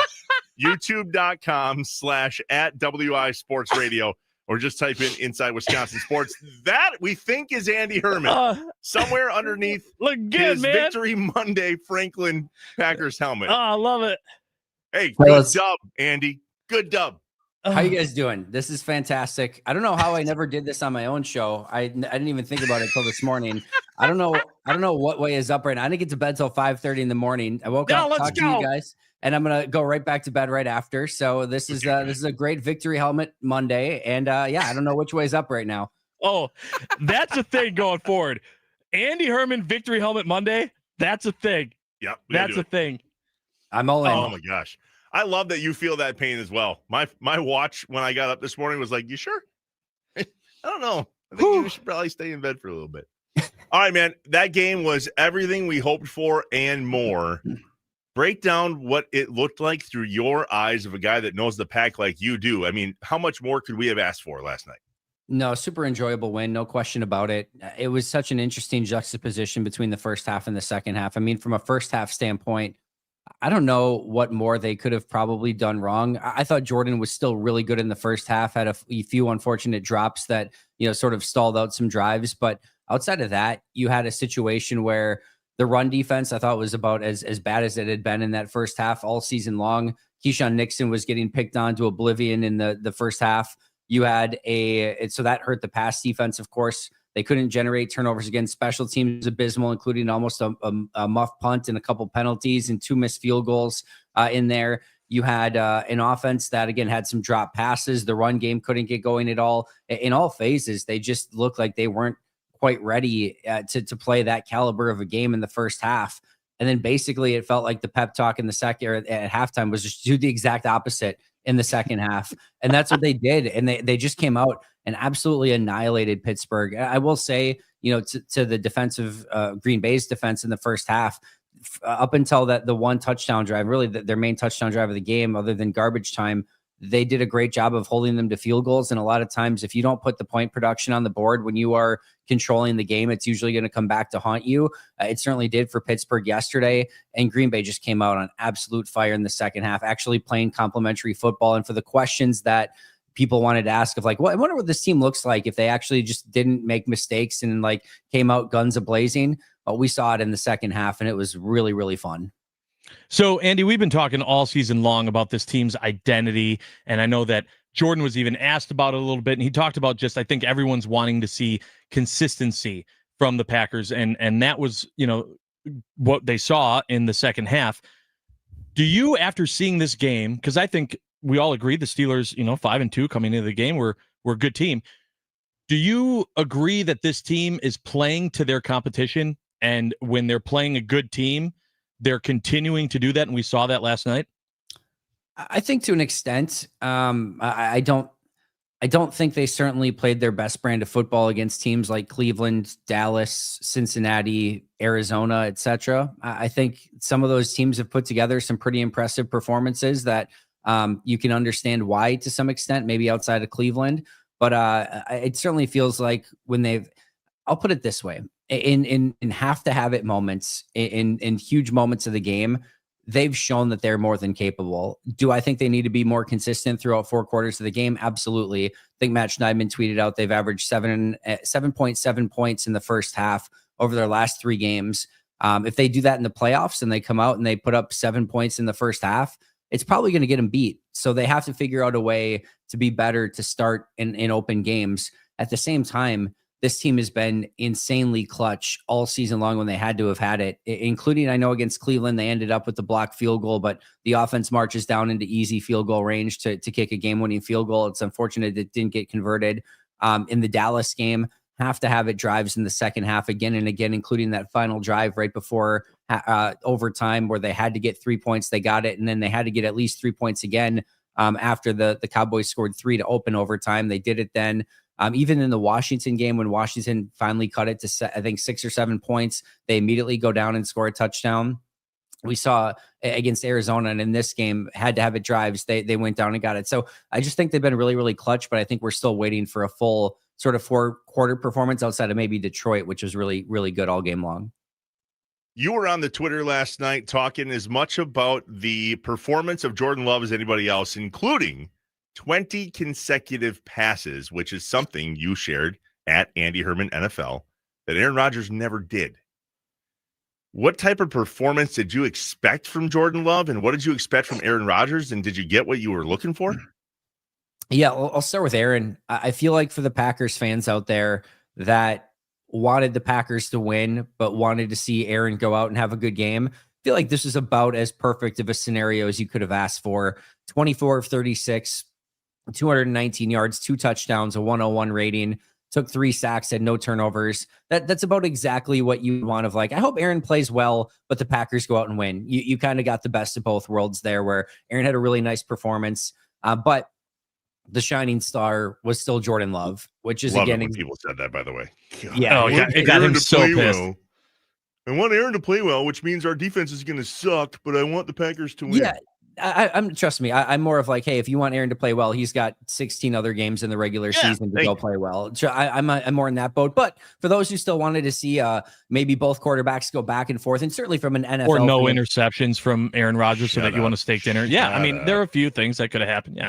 That too. Or again, for an NFL fan that wanted to see this game kind of go back and forth and see some shining moments from both of these guys, they certainly got it. But again, Jordan Love, the shining star of this game, 20 consecutive completions, 350 plus yards, 3 touchdowns, no turnovers, 0 sacks. Per Opta Stats, that's the first time a quarterback has done that in NFL history. That exact stat line or better, which is pretty good. Yeah, that seems good. Jordan Love completed 13 of 17 passes against man coverage for 232 yards and 3 touchdowns, the most yards versus man-to-man coverage in a game this season. The 20 consecutive completions had a 0.1% chance of completing all 20 of those based on the difficulty of each pass per next-gen stats. He also now has generated a plus 16.3 EPA across his dropbacks in the game, his third most in a game in his career, and is now second in the NFL in EPA per dropback this season for all quarterbacks. He was phenomenal. And yes, I did expect Jordan to play well in this one. However, what I will say is we've seen Jordan have the propensity to have that one play where you're like, what was, I'm not sure about that decision. And Pittsburgh's really good at making you pay for that decision. And Jordan just never even gave him a real opportunity to turn over the ball in this one, which I thought was really, really impressive and just showed again another step in his growth as a quarterback. There was one time they did, and it just happened to fall into Tucker Kraft's hands, and then he ran for another 18 yards. Was afterwards. that in the 2-minute at the end of the first half? Did that fall in the 2-minute? No, that was the opening drive of the third quarter, and they're still down by 9 at that point. And you're talking about the lollipop one where he gets hit and it goes up. Yeah, so it's the opening drive of the third quarter for Green Bay. Okay. And what I will say about this is I think, he saw Tucker one-on-one and the DB's back turned. And I kind of don't mind the decision in that situation. Also, you can tell the hit absolutely altered the throw, where I think that would have been a little bit more on the money and with some purpose had it not been for the hit. I think just him taking the hit caused that to lollipop a little bit more, maybe even for the better, because Kraft just went up and got it and then ran for 50 plus yards on that play, which I had as I was doing the podcast today. I had that as the play of the game. I thought it was a third down play at the opening drive of the third quarter for them. If they miss that, they go 3 and out. They're punting away down 9, giving the ball back to Pittsburgh, and who knows where the game goes from there. Josh, I'm glad you brought that up because there was that 2-minute right before the end of the first half where I had a gut feeling that this wasn't going to go well for Love. If there was ever a moment where we were going to go, oh, good, like this is where he cannot necessarily be dependent on, that would have been it. And it wasn't him that we didn't depend on. It was the kicker. Yeah. It ended up becoming all about the kickers in the first half, at least about the kicking game. And so, Andy, I was curious. I know both Trevor and I both tweeted out like, okay, is this really going to come down to kicking? Is this going to be the narrative of this game? We have all week, more than a week of buildup about Aaron Rodgers, Jordan Love, Aaron Rodgers, Green Bay Packers. And it's going to come down to, should we have started the substitute teacher over McManus? What were your thoughts seeing that? And what do you think happens, if anything, going forward with the kicking game for the Green Bay Packers? Yeah, first of all, it's definitely a bit of a talking point, at least for me going into the game, because Boswell's so good. And you guys saw that yesterday. He just doesn't miss, especially from that field. And it doesn't even seem to matter the distance either. So if you're coming down to like a game-winning field goal, or just, again, making 50-plus yarders, we saw exactly what he was capable of. He was tremendous. And meanwhile, of course, McManus misses the first two. The first one short from 57. The second one just wide left from 44, something like that. Those are huge points, especially in the first half. Had the opportunity, just like the Arizona game, to get that momentum right before halftime and just build a little bit of something. And when you miss that one, it's just like, oh, this could end up being a long day for Green Bay. It feels like maybe they had one game too early of bringing McManus back. Who knows what happens in the other scenario? If Haversick kicks, maybe he misses both of them as well. We just will never know. But I still very much expect this to be Brandon McManus's job moving forward. You never quite know. Kicker's a fickle position. They do save salary cap space this year and next year if they move on from McManus. But I would be pretty surprised if they just decided to pull the plug on their veteran kicker that they just gave a big contract extension to go with a very unproven kicker, even though he's 6 of 7. I mean, most of those were extra points in 42, 44 under, and then he happened to hit a 61-yarder, which was awesome. But still in his career, didn't kick in 2024 and 2023. He was extremely up and down, basically didn't make anything, at least consistently, over 45. I would be surprised, but again, crazier things have certainly happened. I would only be surprised if he was truly healthy. And I think that's what we were all left kind of pondering last night is McManus 100% healthier? Yep. Fair. But then I think the question is just not, do you move on from McManus and, go with Haversick as your kicker? It's just, do you give McManus this week off and then give Haversick this week especially against Carolina at home? You're at home. You probably feel pretty comfortable in that game. Green Bay opened, I think, as 11.5-point favorite. So yeah, that's an option this week, but I don't think the long-term decision is in question here.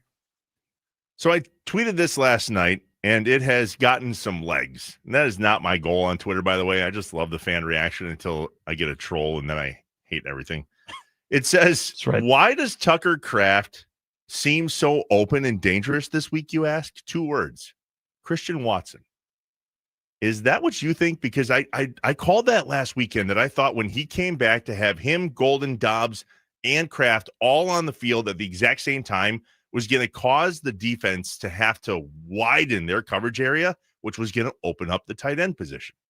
Yeah, it certainly helps. First of all, I think I want to give credit to Tucker because he was awesome getting open on his own. But I do think Christian was amazing in this game. I don't know how you come back from an ACL, MCL injury like that and just look superhuman in your first game back. I mean, that's an absurd performance for somebody on his first game back. I also thought 25 snaps maximum. He played 35. He played 35 and looked awesome. He had 4 catches for 80+ yards, and the impact wasn't even felt fully in the box score. Some of it is what you're mentioning of taking attention off and just kind of bringing defenders with him down the field. And the other piece was his blocking outside, which was tremendous in this game as well. He's just such a team-oriented player. He brings so much to the table. And in a day where they were without Jaden Reed and Dontavian Wicks, for him to come back, play 35+ snaps. Matthew Golden was a little bit banged up too.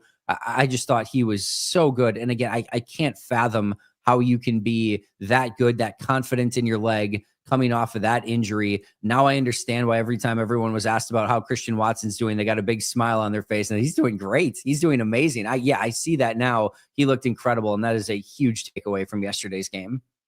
So, Andy, we also played the audio post-game from both Jordan Love and Aaron Rodgers in regards to the jersey swap, which did not happen, right? Jordan Love went out there in the presser and said that, their very short interaction after the game, he just said, hey, good luck the rest of the year, stay healthy, and that we're going to end up doing the jersey swap at a later date. And he had a little smirk on his face. Then Aaron Rodgers was asked about it, and he's, the reporter said, is that something you're willing to share? And he said, no, I'm not willing to share that. Your thoughts on that? And also, does this actually happen? Will we ever actually know if the jersey swap happens? My guess is, I don't know if we'll know or not. My guess is it will happen. And if I had to guess, I believe maybe Aaron wants to put some sort of inscription on the jersey, put something on the, write something on the number or whatever and send it over. That would be my guess of what happened. I agree with you. That situation. I know for a fact that Trevor over here, Trevor said, no, I don't think it's going to happen. I can absolutely see Rodgers being that guy and being like, no, listen, after all this and the kid beat me, he had a great game. I'm gonna sign it. I'm gonna do something nice and send it to him. That's just me being annoyed it didn't happen on the field. That's all. I think he would have done that no matter what. I think he would have probably signed something, put it on. I think it's also, when those two are in such high profile situations and they have that moment and Jordan's getting interviewed after the game, I think sometimes the jersey swap in that situation can be a little bit awkward. Also, Aaron said prior to the game that the person he wanted to jersey swap with was Jordan, and Jordan obviously wanted to jersey swap with Aaron. So I don't think there's any controversy here, and I don't think there's any bad blood. There clearly is a connection between the two. So yeah, I think it happens, and whether or not we ever know about it or not, that I don't know. Last question, Andy. Do you have blackout shades in your room? Because I think you're going to need them. It's awfully sunny outside. I do not have blackout shades, but I need to get blackout under my eye to match the whole look here moving forward. So that's what I need to do. But yes, it's a great time to be a Packers fan. I'll agree with you there. Well, love it. If you're going to wear that helmet every Victory Monday, then next Monday when we do another one of these, outside of Friday, obviously, when you join us again, how about the eye black next time? We'll just keep adding. We're just going to keep adding things to the full outfit, shoulder pads, jersey. By the time this season's done, if they keep winning, you're going to be fully decked out in gear. It's like an opposite of the movie Major League scenario. Andy, are you here in Green Bay where I'm at? Yeah, I'm in Sobieski, Wisconsin, technically, but yeah, it's basically Green Bay. If we get to the point where you're in full uni, you're doing that interview here live. Oh, in the studio. boy. Here we 100%. You guys are responsible for the shipment of other set equipment then in that scenario. So that if every single Monday morning I see on my doorstep there's a new piece of equipment out, I will absolutely put it on. So that's the deal. I love it. Careful what you wish for. Andy Herman at Andy Herman NFL on Twitter, and of course, most famous from the Pack a Day podcast. If you're not watching that or listening to that, you are missing out. He joins us every Monday and every Friday here on the Wisconsin Sports Radio Network guest hotline powered by Gruber Law. One call, that's all. Go back to bed, Andy. We'll see you next time. I can't wait. Thanks so much, guys. He's right. It's a good time to be a Packers fan. Hell yeah. And it feels really good this morning, and it a little bit better than some of the other ones. Very true. All right, we'll wrap up the show, get to a few of your text messages on the Nicolay Law Fan Talking text line, 414-677-1250. Our last segment of the day is next, and it's called What's Up, Wisconsin? What's up? What are you up to today? Are you watching sports tonight? How was the weekend? And ultimately, what do we have to look forward to here on a Victory Monday on the Wisconsin Sports Radio Network, powered by the Potawatomi Sportsbook? This is Inside Wisconsin Sports with Trevor and Josh.